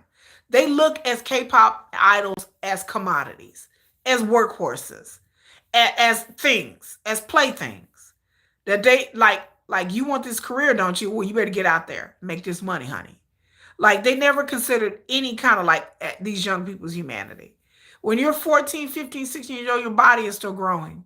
Your body is fragile. Your bones are still growing. You're coming into your womanhood. You're hitting puberty. Like, your body should, you should be exercising. They should be in the gym to build stamina, to build muscle. They should have been encouraged to go to the gym. Okay, we encourage you to go to the gym. Not just rehearsal. Rehearsal, rehearsal, rehearsal, rehearsal. They should be in the gym building their stamina, building their muscles, so they can rehearse for long periods of time. I just don't understand this logic here. The human body can only deal with so much. And then psychologically, mentally, you can only deal with so much. You're bending the body, and you're breaking the body, and you're breaking their mind too, and their spirit. Like, that's a lot to go through. Like, it is a lot. And like I said, I know about what K-pop trainees are going through. I watched documentaries and interviews with former trainees about what they had to go through, about the anorexia, the bulimia, the eating disorders. That all these girls are stick thin. And that's another thing I didn't understand. I understand JYP wanting to train these girls like they do K-pop and wanted them to create a westernized K-pop group. I get it. But the thing about it is like, if you're creating a group full of Westerners or an international girl group, why would you hold the same beauty standards that you have in Korea? That makes no sense to me. They're not Korean girls. They're not a Korean group. You're creating a world global pop supergroup like the Spice Girls or something like that. So if you have you're having a global group, why are you subjecting them to Korean beauty standards? Because in the West, we don't require our singers to be stick thin. We don't require them to be eating a damn apple a day. Like, we don't require that here. Korea has that wackadoo crazy ass beauty standard where they got to be stick thin and pale. That's Korea. So, if you're not going to market the group to Korea, in the Korean market, why are you having them live up to some beauty standard? None of those girls that I saw looking up on my laptop, none of those girls were obese or overweight. All of them were young and looked like beautiful girls. We don't have that level of beauty standard here. So I don't understand why they was forcing them to starve themselves and do all this. But I'm like, but you're not marketing them to Korea, so far that I know of, from what I read. They're not marketing them to Korean audiences and Korean viewers and Korean K-pop fans. You're marketing them to a westernized audience. So I'm like, did they really need to starve? Like, I didn't get that. They were at a good weight. Yoongi, marry me. Yoongi, That's like the bat symbol for all Sugar fans. You know, Batman has the bat symbol. Sugar fans be like, "You can marry me," and they're like, hey, hey, Make sure y'all thumbs up the video. Like I said again, make sure y'all like, subscribe. Make sure you thumbs up the video as we read through this affidavit, this lawsuit that KG filed, and what she's telling them. And so we're gonna go back. And then so KG had screenshots of a text message conversation between her and another member, and they redacted the names. It redacted the name. What she's saying in this text message, here I'm reading it. She said, she sent a message saying, "I guess they want me to worsen my health."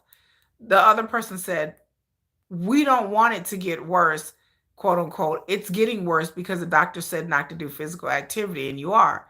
Going to the doctor, TM, is gonna be them telling you this, the same thing, them not letting you do that." So she was telling somebody in the group text messaging saying that the doctor was telling her she needed to rest, but then the JYP company wouldn't let her rest. Oh, thank you, Nari. Screenshot, you need to see that. Okay, hold on. Let me turn the camera.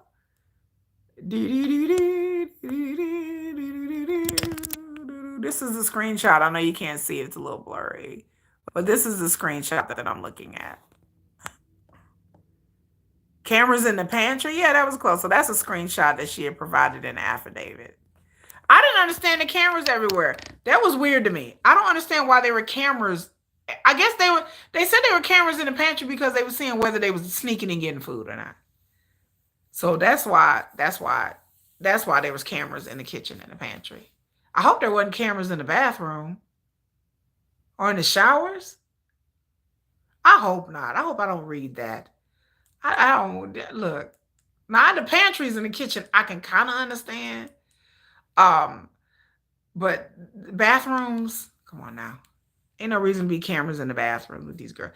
So as we continue, KG and her fellow group members, many of whom were underage, struggled mentally and emotionally under the constant pressure. Some of the members were resorting to self-harming. KG witnessed another member of the group spiral into a deep eating disorder, which accumulated in a self-harm attempt February 2024. The member ingested 42 pills of NyQuil in an event that KG discovered when the other member began vomiting uncontrollably the next morning. Lord have mercy. I didn't know this, y'all. I did not know this. Lord have mercy. Wow. Wow. I'm surprised the 42 pills of NyQuil didn't kill her. I'm for real. Real talk. Wow. Wow. Wow. I didn't know this. Wow. Wow. I'm surprised it didn't kill her. This is so sad to hear that these young ladies, like, I just feel so bad for their parents too. Like, I couldn't imagine as my child.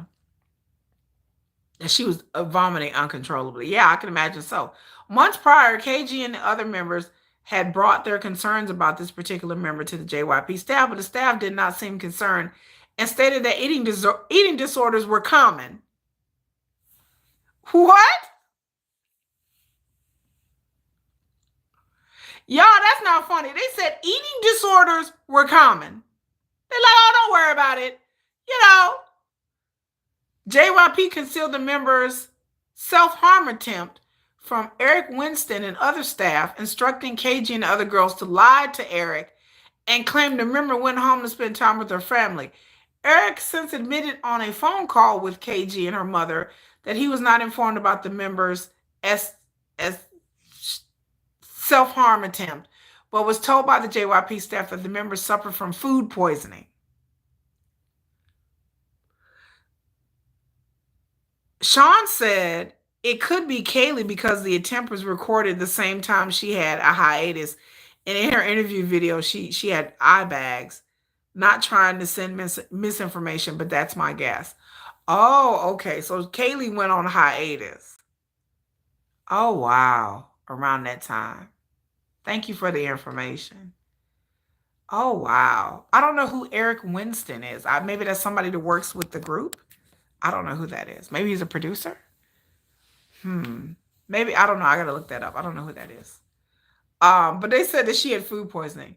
JYP completely neglected that staff members' mental health as well as their disregard for KG and the others mounting emotional strain represents the egregious violation of child welfare standards.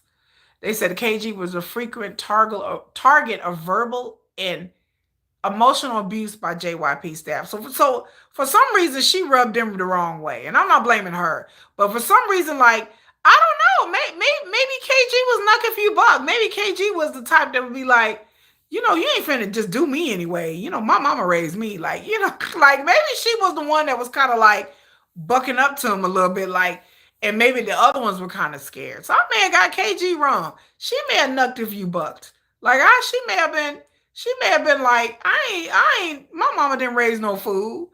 Because if this was my daughter, I would expect my daughter to stand up for herself if I wasn't involved. And like I said, maybe KG, maybe she was telling her mama what's happening. I don't know what was going on. But if my daughter told me some stuff like that, I'd be like, look, girl, we got to go.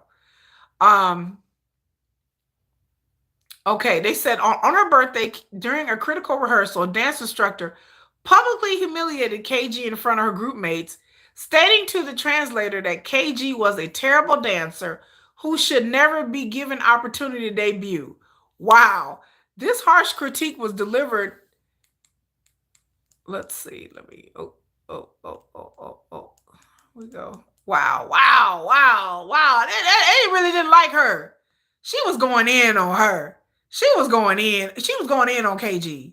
Like, she did that. Whoever this trainer was obviously did not like this girl. People are thinking it's Kaylee because she was out of hiatus 2 or 3 months after everyone disappeared. Oh, okay. I mean, whoever this trainer is did not like this girl. On her birthday, they were delivered in a group setting, caused one of the girls to run out the room crying. This form of abuse was common, designed to get KG to train harder. So I guess they was like, oh, this is going to motivate her to train harder if we humiliate her. Child, that sounds, I'm sorry, I'm not trying to sound funny, but that sounds like a very Korean thing to do. And again, if you are going to have trainers that you bring from Korea, I would advise that they would be briefed on the law. And I would advise not even bringing trainers from Korea anyway. Hybe has that group Katseye. And, and supposedly, Katseye didn't go through the trainee system and experience all of this.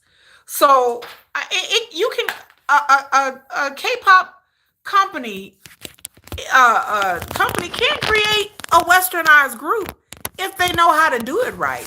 But it just seemed like JYP was really hell-bent on taking the system and the people that they brought from Korea over here to America. It's like they really were not. I don't know what they were thinking. I mean, JYP is one of the big four, so I don't know what they were thinking. Maybe they were out of their depth. Maybe because they had never. I think this is the first time JYP has ever done anything like this. So maybe they were just out of their depth. I don't know. But I just find this is just floors me that as a business, you would put your business on the line and send these trainers over from Korea to America where they carry their same attitudes and their same norms to westernized girls in America, where it seems like they didn't know the laws. They didn't even speak English. They had to speak to them like, I would have got English trainers. Like, I would have got people who at least spoke English. Like, I don't know. Maybe they trusted this trainer. Maybe he or she was like, I'm going to get him into shape and all that. And I don't know. It just seems like JYP just wanted whatever that worked in Korea to work here and not realizing it do. Okay. JYP also imposed constant surveillance on KG and her group members, hidden cameras, including the dining area, that on information and belief had an 8 megapixel camera with a 120-degree wide angle lens. Girl, they didn't broke down the child. They didn't broke down the camera. They didn't tell what kind of camera it was and everything. They was like, it had a wide angle lens. It had a 123-degree camera. Like, they got an expensive camera. Recorded the girls' private conversations and meals without their consent or knowledge.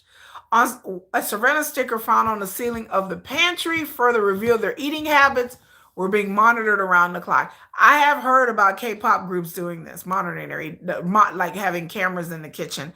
Because, back in the day with the trainees, before they had all these cameras, the trainees would sneak food. And so they would sneak food in from outside, and then they would order pizza on the low, and then like the managers would get angry at them. So I guess they feel like to remedy that. Hello, Blackpink in your area?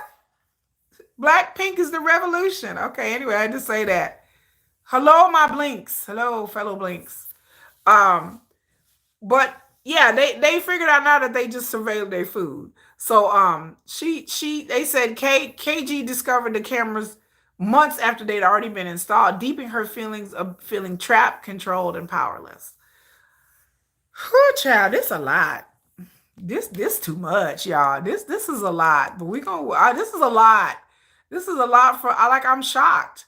JYP controlled KG's everyday life, including her day off each week. So she had a day off on Sunday, requiring her to submit plans for her day off. She had to submit plans for her day off to the manager for approval. This too much. Time out. Wait a minute. Now, I done heard a lot of stuff in K-pop, y'all. I've heard a lot, but I've never heard this before. In my opinion, it's JYP's fault for debuting mostly minors, unlike Katseye, who debuted. Oh, Katseye are older, mature girls. Kaylee was born in 2009. Really? Evelisa. Oh, Lord. They ain't real young. Yeah, these are minors. Like, these are girls like 14, 15. These are little bitty girls. I didn't know that they were that young. They didn't look that young. I didn't know Katseye were a little bit older. Katseye looked really young, too. But you said they're a little bit older. I blame JYP not only debuting minors, but then also not having the proper guardians or handlers and managers to help these girls and to uphold the laws in America and the laws in the state of California. They took trainers from Korea and just plopped them in America and was like, okay, here we go. So I can't believe. Wait a minute, y'all. I had to take my glasses off. Wait a minute. So you mean to tell me that she couldn't even have a day off? That she had to submit her schedule to the manager what her day off gonna be? Why? Why can't she have a day off? Approval for a day off. Then she had to submit to the manager her schedule for her day off, including who she was allowed to hang with, where she could go, and the staff expected reports of where KG was on her day off and subjected her to a curfew. Bae. What? I gotta give a list. Hello, Korea. Annyeonghaseyo. Baby. I can't believe it. Like I said, all the rest of the stuff I read, I'm like, okay. This is new for me. They become like stalkers. Like what? Like for So what if she went to go see somebody that they didn't approve of? Then what? Was she gonna be like, they tell her not to eat the next day? Was she gonna be punished? Well, they gonna ostracize her in front of the other ones? Like KG wouldn't hang like she wouldn't have hung out with a boy. I'm sure they couldn't hang out with no boys. I'm sure that was a big no. But I cannot believe, like I said, this is shocking. I've never heard of anything like this. That she had a curfew on her day off. That she only got one day off. And even on that day off, she couldn't do what she wanted. They told her where she was allowed to go. Like she couldn't go certain places. What is my day off? What can I? It says that in effect, JYP was exerting control over KG on her day off, making an additional day of uncompensated employment. Really, if you're gonna tell me where I go, where I can't see what I can do, and I got a damn curfew, you must. I'm like, yeah, if you pay me, if you pay me, I mean, okay, I mean, you, you got to pay me then. I feel like I'm working. It's not a day off of people controlling. They're right.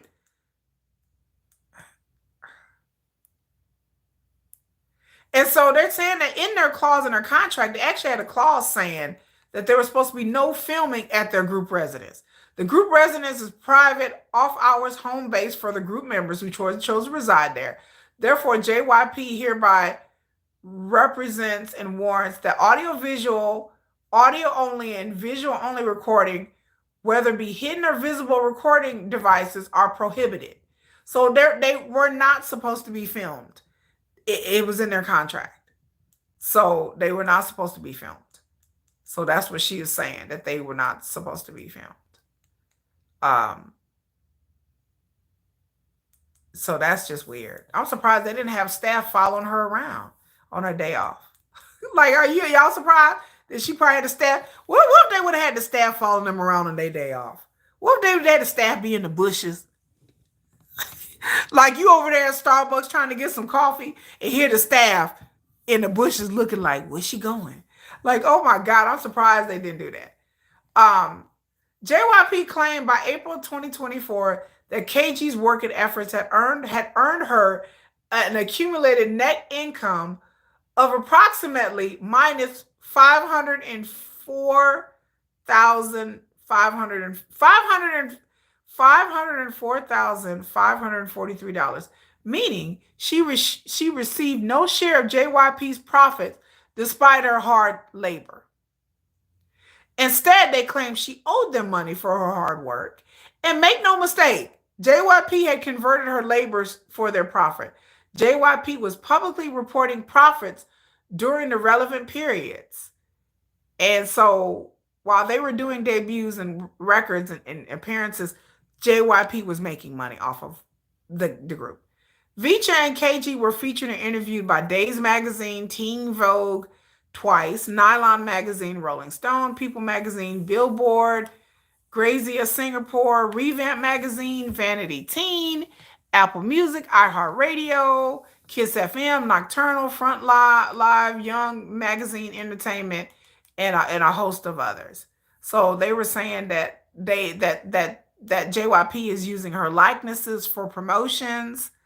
I mean, yeah, that means it's too much. It's a bunch of them. So they had interviews all over the place, and so she's saying that they're using her likeness. They use her likeness to promote the group, and they use her likeness in these interviews and in promotional packages and in brand deals. They said that. So back to the money. So the defendant paid the plaintiff approximately $500 a week, which amounts to significantly less than minimum wage. The plaintiff worked more than 60 hours per week. The minimum wage in 2023 was $15.50 per hour.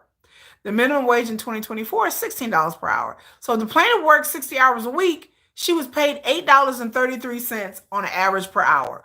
Well below the minimum wage.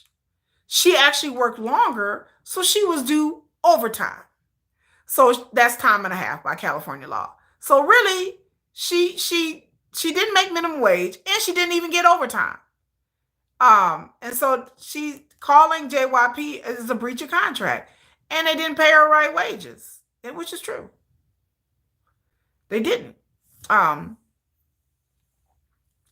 So let's see. Let's go through the affidavit again. And then there's a breach of care because she was injured and she didn't get right medical treatment. She didn't get accurate rest. So they're saying that they said they required her to work extended hours, far exceeding the legal limits for minors, from 10 a.m. to 9 p.m. or later without adequate rest or breaks. I tell you, Sarah said she needs at least $500 an hour. Like, that's a lot. That is a lot of pain. I'm injured too. Yeah, you're gonna pay me $500. Yeah, I'm gonna need some money. Like I'm injured too, and I'm over here. I didn't hurt my leg. I didn't hurt my shoulder. I done had to go get shots. She was 15 at the time that she entered the contract and agreement and relied upon several material representations made by the defendant in deciding upon the agreement. So apparently JYP had their own lawyers there whenever her and her mom signed the contract. And they assured her that everything was on the up and up. I don't trust that either. I don't trust the I do not trust them to bring their own lawyers and be like, yeah, this contract's valid. Go ahead and sign it. So she wants relief. She wants she wants compensation damages. She wants damages for pain and suffering, emotional distress, and mental anguish. Award of special damages, not limited to. She wants medical and psychological treatment expenses as occurred as a result of the defendant's conduct, JYP, lost earnings, and loss of earning capacity due to injuries and emotional distress. So this is what she's asking for. She is asking JYP to pay her restitution for all profits, benefits, and other compensation that she didn't get. Let's see. She's saying that all benefits, and she wants compensation for her likeness and back pay for all the overtime, all the hours she worked that she did not get paid for. So let's see. Let's fast forward a little bit more. Blah blah. It's a commercial now. Yeah, if I'm injured, I want my hospital bill paid. They talking about she's in counseling now. I would be in counseling too. I would be traumatized after that. I wouldn't even want to go into the music industry at all after that experience. At all. Baby, I would be like, nope, I'm good. Nope, I'm good after this experience. This is enough to drive you. I mean, you really have to really love music. But after this, I would be done. Like there's no way I would be so just emotionally upset. Evelisa said this isn't the first time JYP staff they're accused of abuse. In the past, they forced Momo from Twice to eat Ice Cube to lose weight, or else she couldn't debut. She's scared to sleep because she's afraid. Hey, I heard that. Yes, she said that she did an interview where she sat around with like 2 or 3 other ladies, and she was saying that she didn't think she was gonna wake up. She said, yeah, that she starved herself, that she ate like an apple a day for like a week in order because they had like daily weigh-ins, like daily or weekly weigh-ins. And I remember she did that. That's who it was. And she said she was afraid that she wasn't going to wake up. And everybody was like, oh, I was like, ha ha. I was like, oh, wait, she's serious. I thought she was joking when I saw the interview. I said, no, wait a minute. Wait, hold on. I said, what, she's serious? I was like, I didn't even know what to say. Like it got real quiet and awkward after she said that. The other ones were like, oh, girl. Oh, I was like, oh, girl. Oh. Like she didn't know if she was going to wake up. Baby, if I ever be in a situation where I feel like I'm not going to wake up in the morning, I'll be like, to hell with all of this. There is no way. I don't care what my family said. I don't care what my friends said. I don't even care what my kids said. If it got to the point where I'm doing something where I feel like I'm going to lose my life, I don't need it. You only got one life to live on this planet. Only one. And so if you talking about you ain't going to wake up and you 21, 22 years old and you got your whole life in front of you. You ain't been married, you ain't had no kids, you ain't lived your life, you ain't been in love, you ain't had a heartache or a heartbreak, you ain't had ups and downs. I mean, baby, like you have not lived life, and then you afraid that you're gonna lose your life over joining a K-pop group? Girl, never. I'll be scared. I don't wonder she was scared to sleep. You know, she probably thought I'm not gonna wake up, and then the anguish that your parents go through, that put them through that, your brothers and sisters, your family, baby, no, it's not worth it. It's not worth it. The fame and the idol and the money, and then knowing that your entire life is going to be on lockdown. Your entire life is going to be like that. Even BTS, with all their fame and all their money, they are still confined to the constrictions of the K-pop industry. Like they're still like under, even though they have it good and they can basically come and go as they want to an extent. because they've got gained enough clout in the industry to be able to be like the GOATs, the greatest of all time. But the idea that like even still with all of the money and the clout and the fame BTS has, they're still trapped underneath this oppressive system. They are still trapped underneath the K-pop system. Don't ever get it twisted that they're not. They have more freedom than others. But at the end of the day, as long as they're still in a contract, as long as they're still in the industry, and I know they are not K-pop, but they are still in Korea underneath the industry, so to speak. As long as they're still in the industry, all of BTS are subjected to everything that goes on. Blackpink, they've done solos, they're successful, they're beautiful, they out there doing their thing, but don't get it twisted. They are still unfortunately trapped into the confines of the cultural and the industry in South Korea. Unfortunately, has the industry changed? It has. Has it changed fast enough for me? No, I don't think the industry has changed fast enough, but it's slowly but surely changing. But there are forces within the industry, business forces, and people in the industry, people who work in the industry, executives, even some of the K-pop people themselves. There are people who don't want the industry to change. They are making too much money. They've gotten used to it. They don't want things to change. They don't want any shakeups. They don't want to rock the boat. And so they don't want the industry to change to be any different than the way it is. You know, I'm so real for that. And it's the truth. They don't want the industry to change. So there are forces in the industry that are stopping things from changing. Like, you know, the K-pop. And then on top of that, not just in the industry, the fans. So the fans have to come with the reckoning to themselves. Like the fans have to understand. Us westernized fans, we get it. Like I think we understand. I hate to say it, it's the Korean fans that they have such a grip and control over the industry that they supersede us. We're the market share. We're the money. All these groups want to go to the West. They want to be on Billboard Music Awards. They want to go to Grammys. They want to go to American Music Awards. They all want to be popular in the West, but they're still controlled by Korea. So that's the whole horrible thing about it.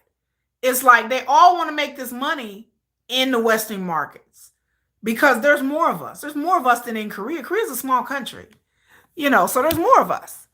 But Korea, the industry doesn't want to let go of the industry and give the artists room to breathe because they feel like they're going to lose like their empire. And then they phrase that they're going to lose their artists to the West, which is the truth. There's nothing that strikes fear in the heart of these companies than losing their artists to the West, because they know that if anything happens, any slip up, their artists are going to go run to go sign with Sony or Geffen or Warner Brothers or whoever. They know this. They don't want to lose the stranglehold that they have on the K-pop, because K-pop is a niche thing in Korea. It's not a very mainstream sense of music in Korea. It's a very niche thing. You know, K-pop fans are their whole thing in Korea. It's not all of the music industry. All of Korea isn't K-pop. They have different genres of music, and K-pop is just one genre amongst many. There's all kinds of music in Korea. And so, but K-pop gets the most notoriety in the West, and they get the most money. And so they don't want to, you have to go to sleep. Good night, Sarah. Okay, good night, honey. Make sure you subscribe. Make sure y'all subscribe. Thus says for real though. Yeah, the industry is saddled. I mean, the music industry in America too is greedy. Like everybody like, well, these artists. I'm like, yeah, but the music industry is a business. At the end of the day, they're a business. Oh, you behind, baby? Okay, let me recap for those of you who just showed up. For the people in the back, let me recheck. kgvcha is suing JYP. Okay, she's suing JYP, the company that Vcha is part of. She is officially on hiatus, but she is leaving the group.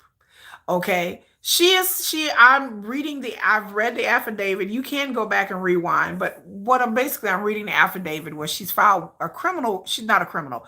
She's filed a civil court case to get out of her contract, and she's asking for JYP to pay her back wages. She's accusing them of cruelty and child endangerment because she's under the age. She's saying that they broke child labor laws, wage laws, and everything else. She was required to work. She was injured twice. She was required to work and rehearse. They wouldn't allow her to drink any water, to eat any meals. Uh, there were surveillance cameras all over the house that they were stayed in. A JYP is saying that now KG and her mother owe them like $500,000 because apparently any expenses that they occurred while living in this house while she was in the group, they apparently took it out of her wages. And then also rent for the house that they lived in, they were taking that out of their wages too. And so now JYP is shot back saying that KG owes them $500,000. And I mean, she was working 12, 13 hours a day. She was getting paid $500 a week, which is well below the minimum wage of California.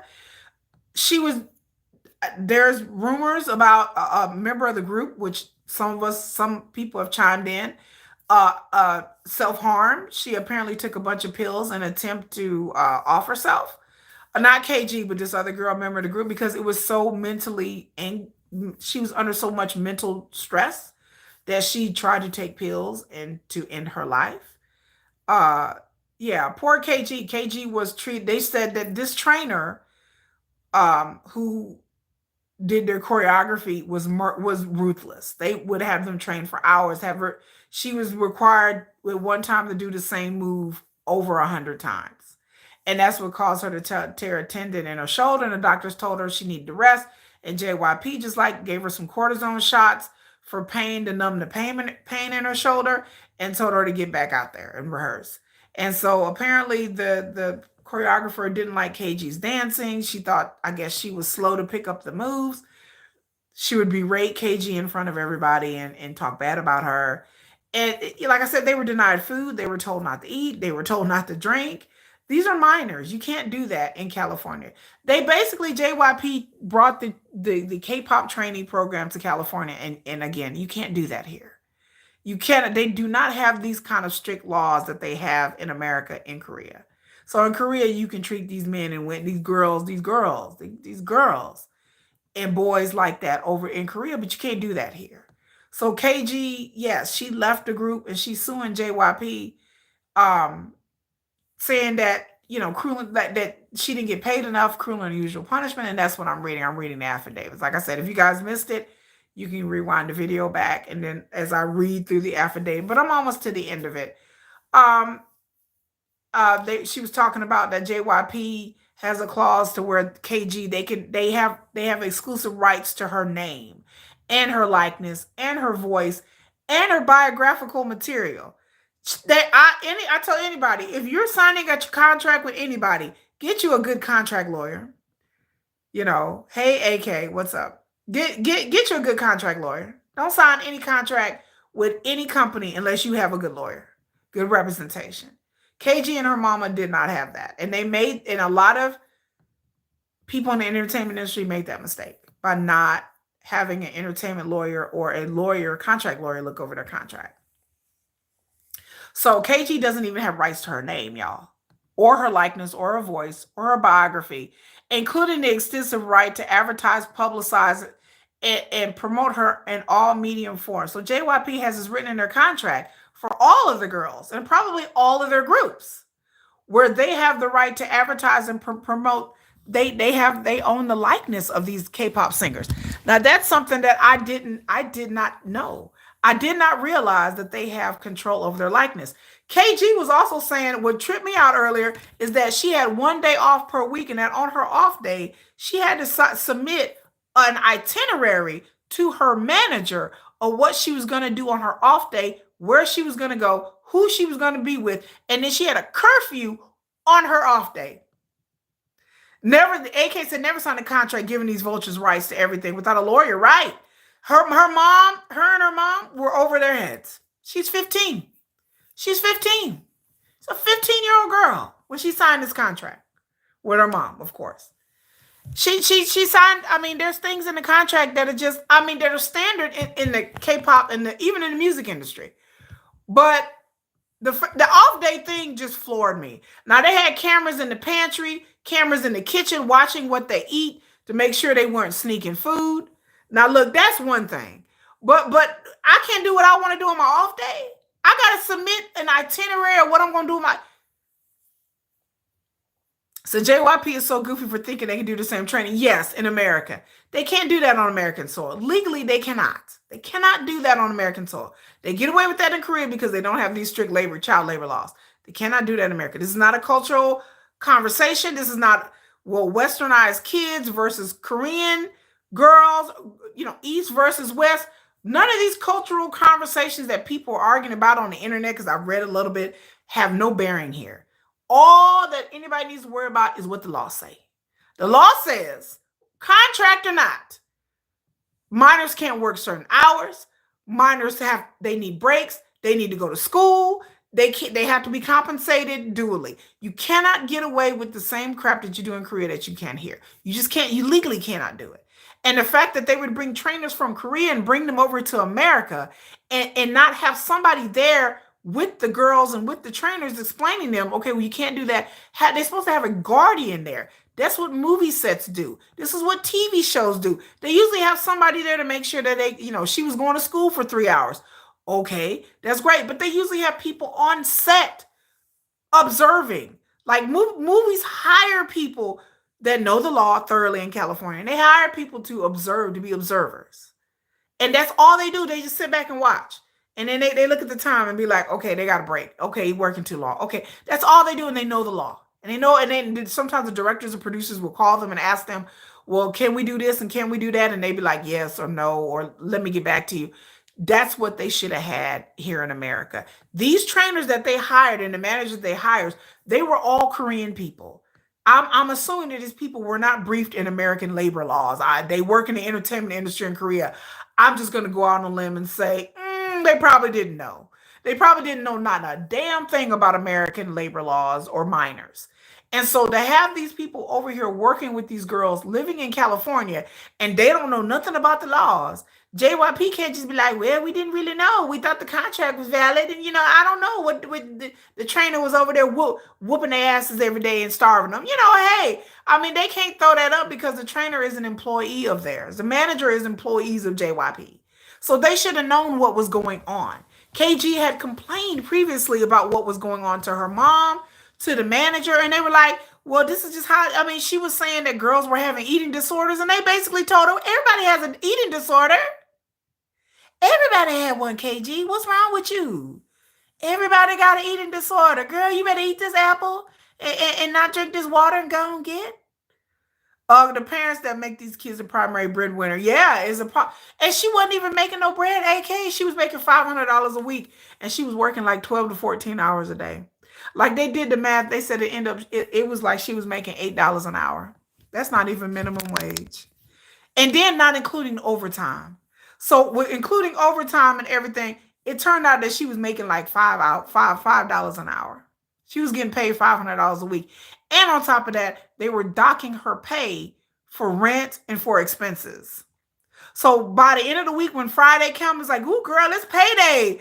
Ooh, girl, it's payday. She didn't even get $500. She was getting anywhere from $200 to $300 a week. And she was working she would get up at 7 o'clock in the morning and rehearse from like 10:30 in the morning to like sometimes 11, 12 at night. And they were pressuring her to work till 1 or 2 a.m. And she was getting paid $500 a week before they took out expenses. Look, if I got to starve myself and tear my leg and mess up my tendon, I sure the hell ain't going to get paid $500 a week. If I got to starve myself and not drink no water, if I got to be up here rehearsing, doing the same move 100 times a night, and you want to pay me $500 a week, baby, no, at least I'm making a couple of grand a week, $500 a week, and you starving yourself, and you hurt, and you can't go to the doctor and they like just get a shot and just rub some dirt on it, shake it off, girl, go on out there, go on. Off topic, but you should do reaction videos. Watch them because you're very entertaining. Thank you.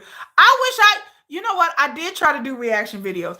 I have a friend that's a YouTuber that does reaction videos, but every time he does reaction videos, he gets copyright, and I don't want to get a copyright infringement. So once my channel is monetized, I will try to do reaction videos and try to do them carefully. Reaction videos is kind of tricky because they will copyright. They will have a copyright. They will copyright strike your channel.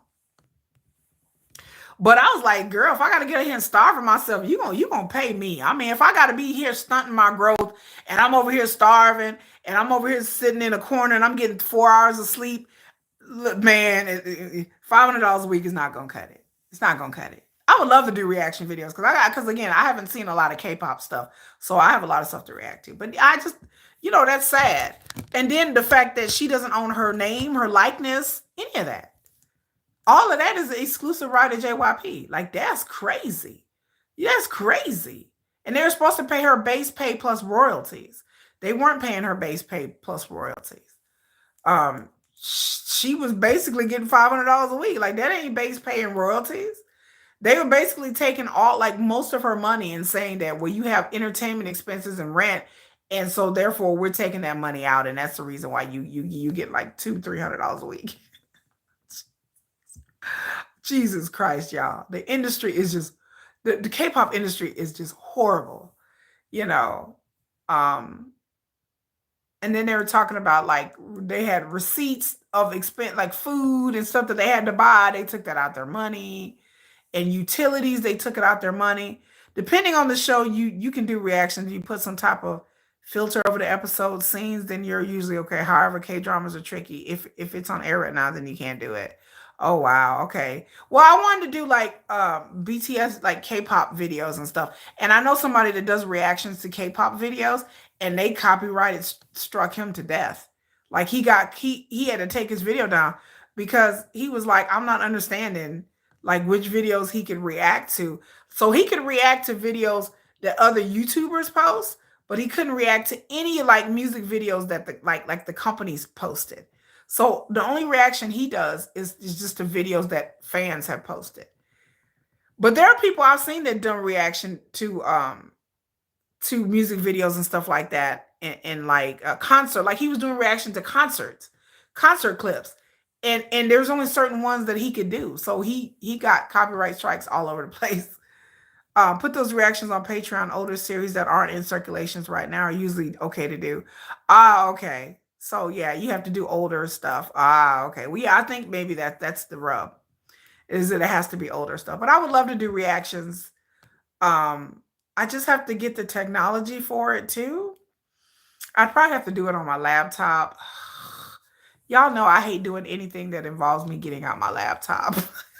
I'm such a lazy YouTuber, y'all. But what else are we reading? I think we're at the end of the agreement. Let me see, is there anything else I need to read out for this? But you can find the affidavit online. This is public knowledge. You can find the affidavit online about, the cameras all over the house and stuff like that. And after KG sued JYP, their stock dropped. Like anytime there's any kind of scandal like this, the company's stock will drop. So JYP, their stock has dropped. Just letting y'all know. But good luck, KG. I hope she gets, some kind of back pay and settlement from JYP, and then they'll keep it up. Hello, Lisa. Hello, Lisa. Anyo. Aniseo, Lisa. I just hope she gets some sort of back pay and compensated. And they'll probably make her sign like a non-disclosure agreement, and then they'll settle. They may settle out of court quietly on the hush hush. They may settle out of court with her and just give her some money. It's actually not that hard. Hit me over the weekend next week. I'll show you what to use. It's not okay. Well, great. You can upgrade after you get. Okay, thank you, AK. I appreciate it. When I'm ready to do the reactions, y'all gonna see me on here doing reactions. I just got to figure out which videos is which. Y'all, I just gotta figure out which videos is which. But that's if you guys missed the Vcha, the rundown I just did, you can always rewind it and start again. Again, for the people in the back, I start out and I do like a BTS review, like I just talk about what's news that's in K-pop. Then I get to the Vcha thing. And so now since we're done with the Vcha thing, how am I? I'm great. I'm great, Lisa. And so since we're done with the Vcha thing, I'm just going to briefly touch about New Jeans. There's things going on with New Jeans and Ador right now. Like, if y'all go back and watch my previous live streams, I talk about New Jeans and Ador. extensively. I don't have time to talk about it on this video, but the manager of New Jeans has now sued Adore, and there's a whole thing about that. And it seems like every other day there's some kind of hype drama. There's some Adore, New Jeans, Minhee, and then the Korean Management Association has come out and asked Minhee to provide them with information, like a coherent statement, details about what she's trying to do, because they like you messing up the bag. I mean, really, I'm just paraphrasing, but basically they're like, Minhee and New Jeans, y'all are messing up the bag. So I will do a video about this in my next live stream where I will get into the whole New Jeans and Adore, and I'll read dispatch, and I'll read the affidavit about the manager basically was caught trying to make a side deal with the advertiser with New Jeans, and that's a big no. Like, you can't do that at all. It's a big contract violation, and so you can't do that. You can't be a group signed with a record label and then going and talking to brands or advertisers and trying to do your own deal and cut the your record label out of it. So one of the managers of New Jeans got in trouble, and they asked her to see her laptop and all this other stuff. And so now she's suing Adore. I don't. It's a whole mess. It's a whole. And yeah, inside, yeah, you can't do that. Like, I forgot the word that they use for it. It's a term that they use for it in Korea, but you can't do that. But anyway, so the Korean Management Association, which basically manage, they handle entertainment. They're like a entertainment group, like kind of like, I guess, what we would consider like a union, even though it's not unionized, but they're like a, what would be considered like a trade union, like a trade group. And so they handle like all the managers and the management and everything like that. And so there's like they're an organization. And so they come out and made a statement. It's like, look, basically, in other words, like, look, y'all messing up New Jeans, y'all messing up the bag. People cannot just, I said it before, in the end, you like the people who are celebrating New Jeans to walk out of their contract, you are basically putting the stake, the stake in the heart of the K-pop industry. Most people say New Jeans is messing up because they think Hani's being ignored isn't the same as abuse. It's not the same as abuse, but there could be many things that haven't been talked about. I I don't think the situation with Vcha, the situation with KG is nothing like Hani. KG came out and filed a lawsuit. Like, New Jeans have not filed a lawsuit to get out of their contract. They have not accused Adore of any sort of starvation or anything. But then again, I told people when they brought that up, I said New Jeans Hani would have no legal recourse. The only reason that KG can file what she files is because it happened in America. Because we have laws here where you can't do that. It has nothing to do with the contract. I can sign a contract right now. If I work, let's say I worked at a fast food restaurant, I worked at McDonald's, and I signed a contract with them saying that I can work 12, 14 hours a day. No matter what contract I sign, legally speaking, McDonald's and I couldn't do that because the law states, no, if I'm a minor, you're only allowed to work certain hours. So regardless of whether I was down with it or not, regardless of what contract KG signed, it has nothing to do with the child labor laws. Like, you cannot be like, well, they signed the contract, her mama signed the contract. The law don't care about that. The law will look at it and be like, yeah, but they're violating the laws of the state. The law of the company doesn't supersede the law of the state. So if anybody would find out that somebody is working illegally, which she was, then yes, the law would come in and be like, wait a minute, y'all are doing what now? Like, you can't do that.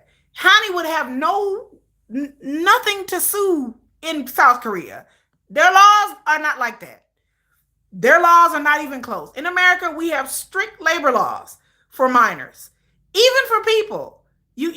Companies have been sued for working people and not giving them breaks and not giving them overtime pay, depending on the state. But California has some of the strictest laws. So it's not regarding whether Hani was bullied or where she experienced KG. Even if Hani did experience exactly what KG experienced, so what?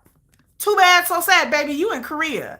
The laws say, the laws are like, the laws are more ambiguous. I'm not saying there aren't any laws to protect employees. There are. But then again, In Korea, K-pop singers are not considered real employees. In America, they are. In America, Vcha is considered employees of JYP. In Korea, they're considered contract workers. They don't play that in Korea. They have some of the Korea has some of the most messed up contract laws that are more favorable toward business than to the employee. They consider K-pop idols as contract workers. They don't consider them employees. That's the difference. So that's another legal conundrum that people are to think about. But I'm like, honey, in KG, two different countries. The only reason KG has a leg to stand on is because she is an American citizen. She lives in America. All this happened in America.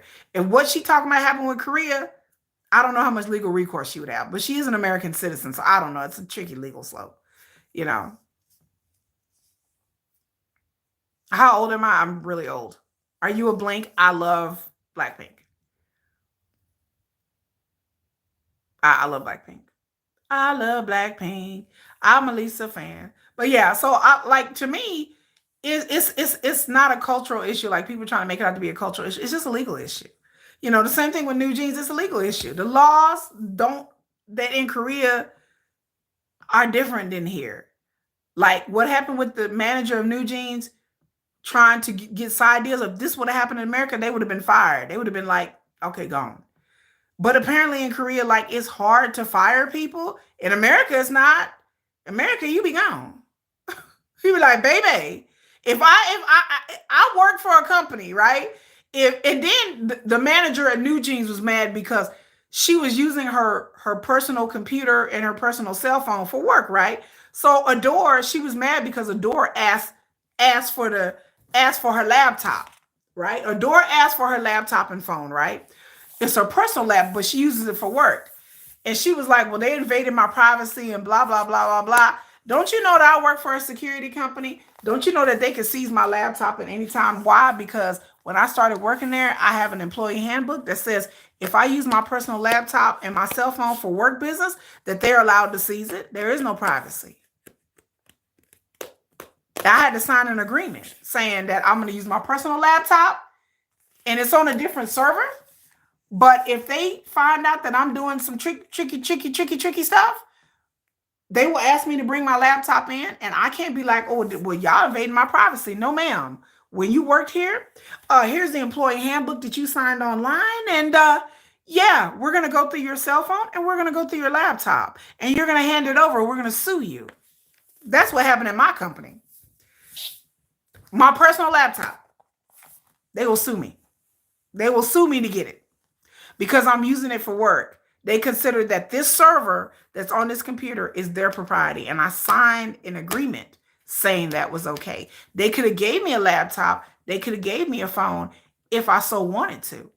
But I said, no, I'll use my personal computer and personal laptop. So I had to sign an agreement. I don't know if Adore has that type of agreement, but I know in America they do. AK said if a company here wants to, they'll fire you. Baby, they barely even need a reason here in America. I don't know what they're doing in Korea. In America, they would be like, oh, you fired. Oh, you fired. They even found out you even text messaging somebody. Fired. Gone. Korea's not like that. Like, from what I know, Korea's not like that. But in America, baby, they be like, we'll sue you. And they will sue you. I mean, really. Once COVID hit, yeah, we all had to work from home. And then they was like, you can, and then some companies didn't even have computers to give you. And that's what happened in my company. They didn't have a computer to give me at that time or a cell phone. And so I had to use my personal computer. But I had to sign an agreement and they can come seize it. They will, I have to go to IT. Like if I ever would get fired or quit from my job, I have to bring my personal laptop to IT and have them remove the server and go through here and remove everything. I could react to Universe Ticket. It's a low budget K-pop survival show that has a lot of fans. You know what, y'all? There's a K-pop survival show that was like, how can I say this? It was a K-pop survival show that had a bunch of like YouTubers and content creators, and some of these content creators were like porn stars. I would say porn stars. How can I describe it? They're the type of content creators that that create content where like people are like a half naked. Like it's a whole. I have to pull up the name of it. Luckily, my county was paying attention and they prepared ahead of time. You know what, y'all? I'm finna look up this. I'm finna tell y'all about this K-pop show, this survival show, where it had this chick twerking in her underwear and on Korean TV, and I almost lost my mind. Like I was like I was shook that this chick was up here twerking in her underwear, her panties everywhere. And then I was like, this is a survival show? Like I have to find it. But I saw it on a channel and she was talking about the worst uh the worst like survival shows, and I forgot. Was it Produce 101? No, Produce 101 is in the Produce 101 where they were starving the little kid. They were starving the boys and having them dance for hours. I think that's Produce. I forgot the name of it. I'll find it next time. But there's this survival show where they hired like some of these people didn't sing. Some of them were content creators. They were Korean, but and then some of them were content creators where they like be half naked on, and then they were like dancing and they were in schoolgirl outfits and they couldn't sing. Baby, yes, they was twerking in their underwear. Do they speak Portuguese? No. She said you can officially have a good night. Look at AK over here doing the Lord's work. Uh hey Blackpink. Oh yeah, do I like Blackpink? Yes. Yes, I do. I forgot the name of this survival. I gotta find it. Cause I was floored. Like I watched this video last week and I was like, I had never heard of this survival show, but this chick was like twerking. Like it was just disgusting. I was like, is she twerking? I was like, and then like some of the contestants were like minors, and then people were like, and then like and then people were saying that the producers were had these women get up here and do that, and they couldn't sing, they couldn't sing, they couldn't dance. You know, it was just weird. It was weird. It was weird. It was very strange. I had to find it. I don't know which channel. I'm looking at this channel now, and this is not Midnight Theories, but anyway. But next week I will come and I will do a another video about Minhee Jin and all the shenanigans are going on. My internet is acting really weird.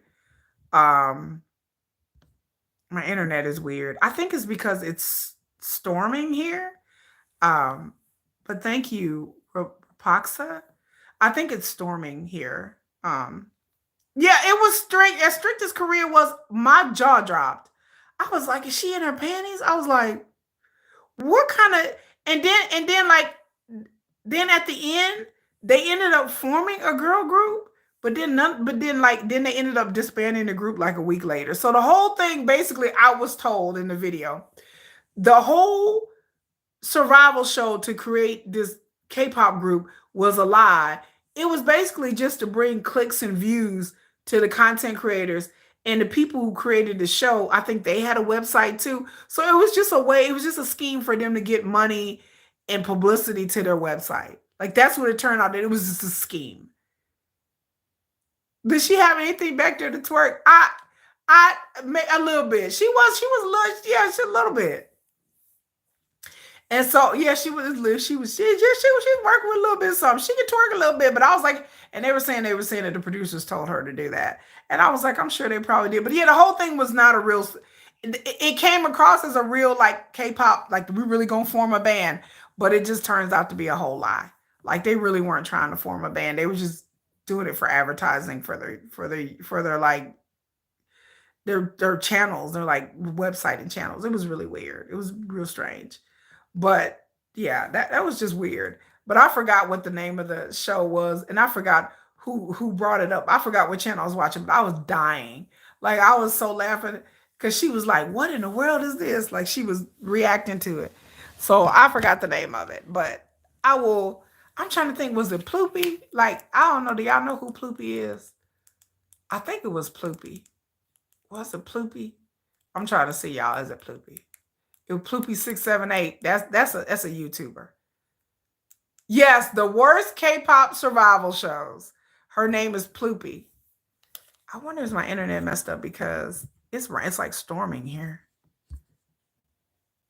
The producers are a bunch of nice guy types and group of I don't know what these producers were. Like it wasn't serious. Like I'm gonna tell y'all what the show is because I got Ploopy up. If y'all don't watch Ploopy, watch Ploopy. Ploopy be doing it. Who comes up with that nonsense? Like I don't even like it.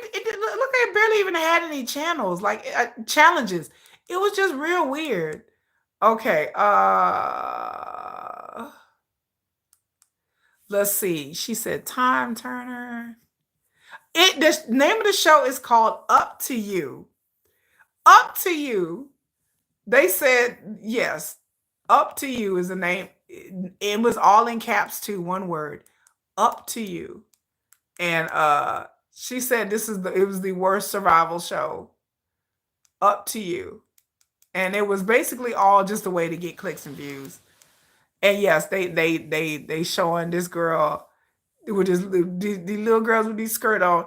I don't know when this show debuted, but they had a girl playing guitar, and even the guitar was fake. They had a girl up there playing instruments, and then she was up there talking about, and they said even the guitar sounds was fake. Like she wasn't really playing the guitar. They just put the sounds in there. I said, Lord have mercy. Lord, I'm done. And so, yeah, like, yeah, Up to You. If you look it up, that's the name of the survival show. That is the worst. She said it was one of the worst survival shows you ever seen. And like I said, the ladies were all beautiful, but then it turned out like 80% of them were like content creators. They weren't really singers. My son is in guitar practice. He has a guitar. Matter of fact, I just bought him a new guitar for Christmas. Like this is and then like this other chick was up there and they were telling her that diet was important. She was too fat. Like it was just this is the worst. This is the worst show I've ever seen. Like I think that's the name of the show. It's Up to You. I think that's the name of the show. But anyway, but the video is I watch the worst K-pop survival shows so that you don't have to. This video came out 11 days ago by a YouTuber by the name of Ploopy678. So y'all can watch this video. Even the prizes were scams. Like they were giving them prizes and the prizes were scams. Like the whole thing was just a freaking scam.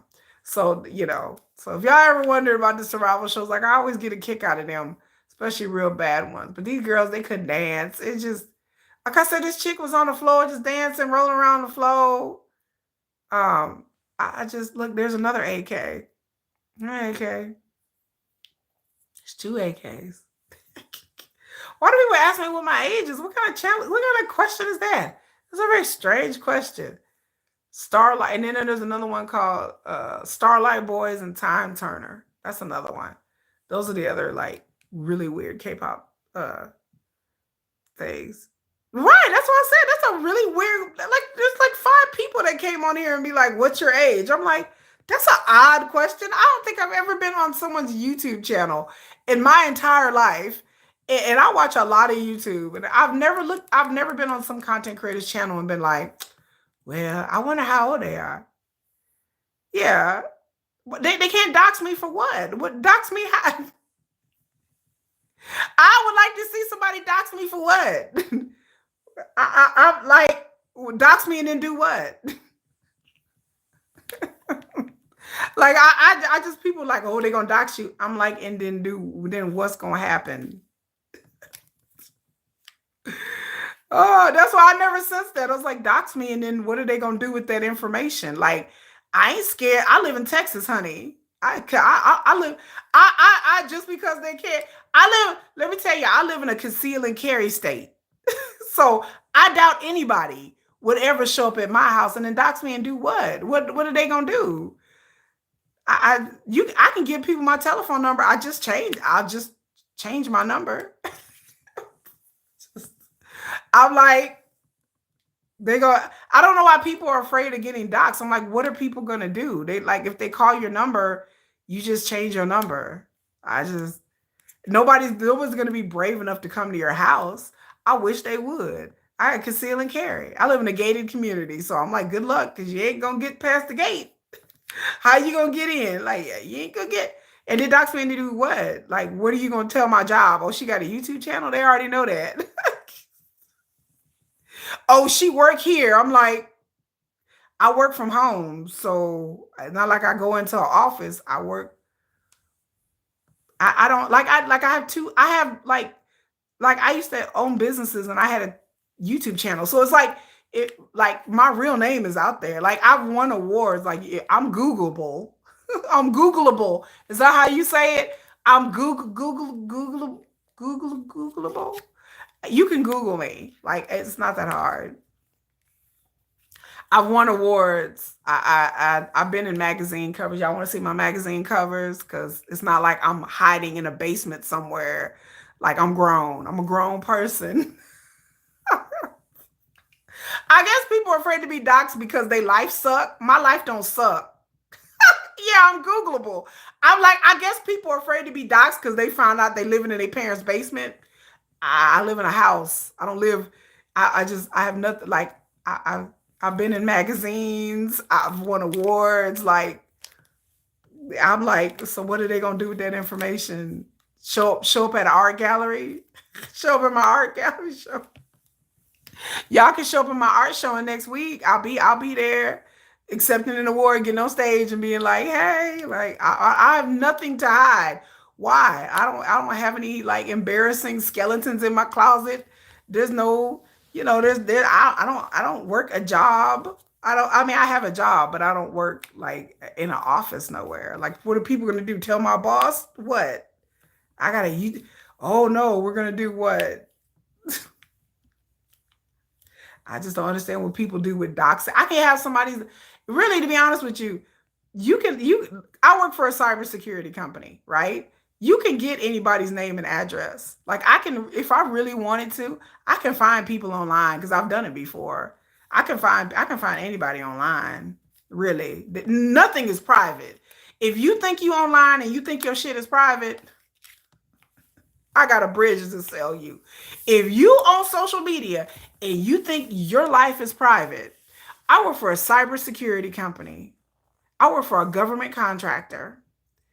And the things that we learn and we find out all the time, nobody's information is private. If you are on social media, your data is being sold to somebody out there. If people think that they run on YouTube with a little username and that they're anonymous, I just crack up laughing. There's nothing anonymous on Google. Not a damn thing. Not your username, not your IP address, none of it. None of it, baby. None of it. None of it is private. I tell people, none of it. If you have social media, your life is not private. They are selling your data. They are selling your data right now to the highest bidder. They selling your searches. They're selling what you're looking at. All of that is online. I tell people all the time, if you think that you're anonymous online, you are sort of mistaken, honey. There's nothing anonymous about the internet. There's nothing.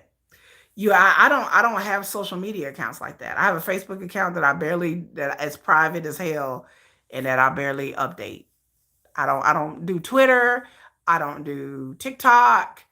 I don't do Instagram. I don't do none of that because I know my kids, they're banned from doing any kind of social media. They're banned. I banned it on a computer. I banned it on their cell phones. Everything is banned. People like, how your kids not on TikTok? It's banned. Like I have things on their phone and their computer where I can monitor what text messages they're sending. She said, all of your bosses and small department coworkers. No, I have a YouTube channel. I don't even know any coworkers. Like I work autonomous. Like I work truly by myself. Like I really don't have coworkers per se. It's just me. Um, I don't really have coworkers. Not like that. It's just me doing my thing. Doing my thing. I mean, I work just because of the health insurance. Really. Like I don't really work because of the income. Like I have money. I don't really need to work, but I work because, I need the health insurance. If you still don't want to believe us, next time you and your friends talk about something, right? You start talking about how you want to go to how you want a car, and oh, I need to get me a new car, and the next thing you know, you that commercial will pull up and you be googling, you be like, oh, I want a car, girl, and then you go open your phone and be like, oh, brand new cars, and you like, shit, cause they listening.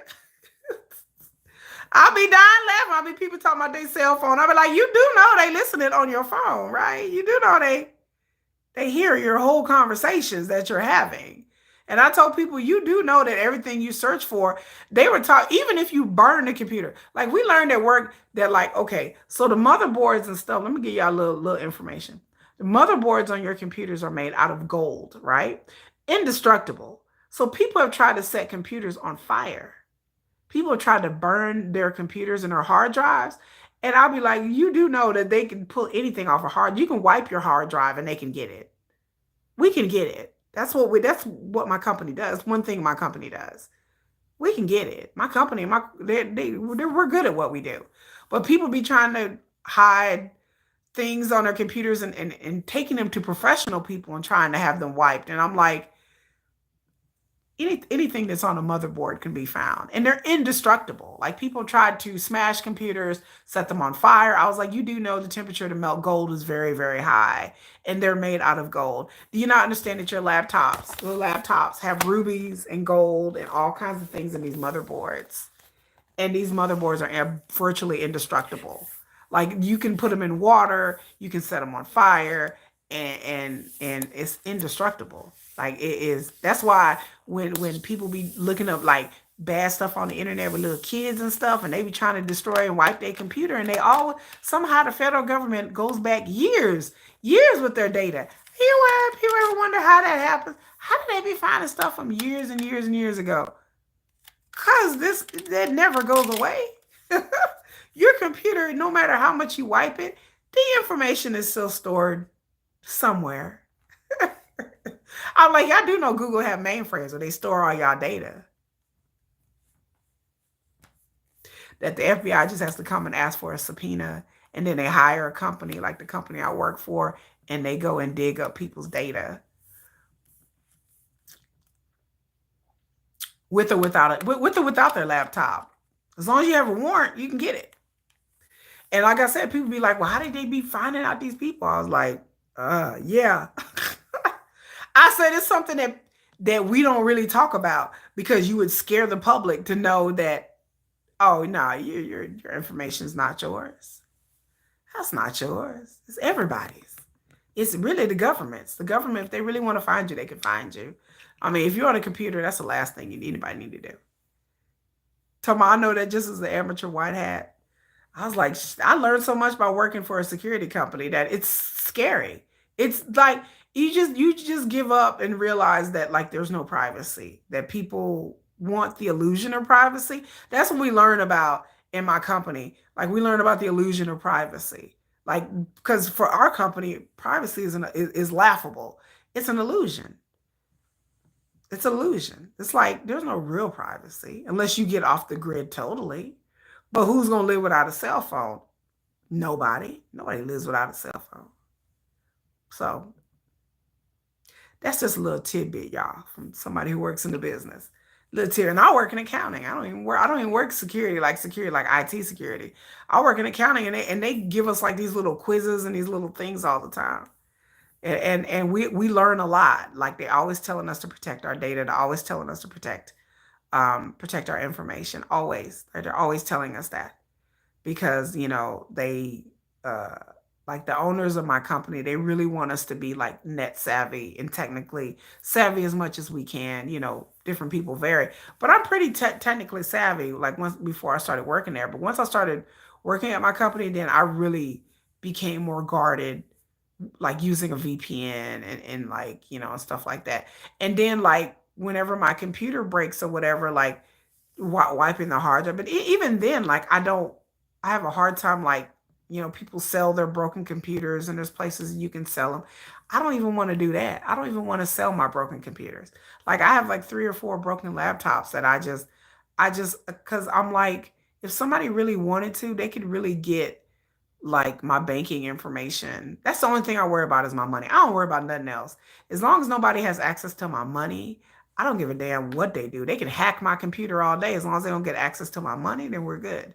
But I just have a hard time giving over my old computers because I don't want people to try to, like, I may have went to my banking website and, that's the only thing I care about is my money, my bank. Everything else I don't give a shit about. I tell people I live in a conceal and carry state. I have a gun license. I'm like, if anybody show up at my door, I'm be like, blick 'em, blick 'em, blick 'em. That's what happens to them. Blick 'em, blick 'em. Like, nah, man. Like that. So was the movie Hackers. I love that movie Hackers. But anyway, y'all, it's time for me to go and get up out of here. I have another live stream to do, and my throat is starting to hurt. Thank you, AK, for being here. Thank you, everybody. Make sure you like, share, subscribe to the video. I'll be back maybe in a couple of days, maybe next week. My schedule is so crazy right now because it's the holiday season, and me and my kids are like, it's the holiday season, and so I had a holiday event to go to tonight. I have a holiday event to go to tomorrow. I have so many. Am I watching Dune? No, I don't have HBO right now. I've heard mixed reviews about Dune.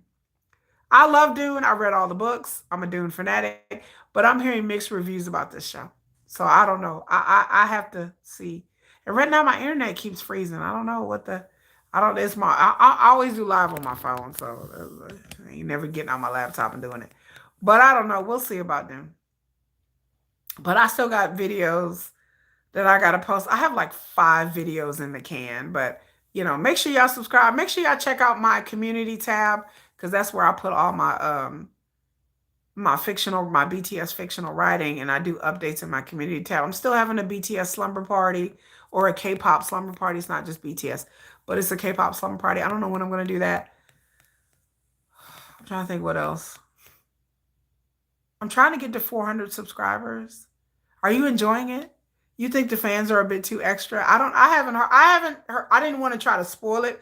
So just in case I start watching it, I didn't want to like watch anything about it and spoil it. Yeah, we're gonna have a pajama jam jam party.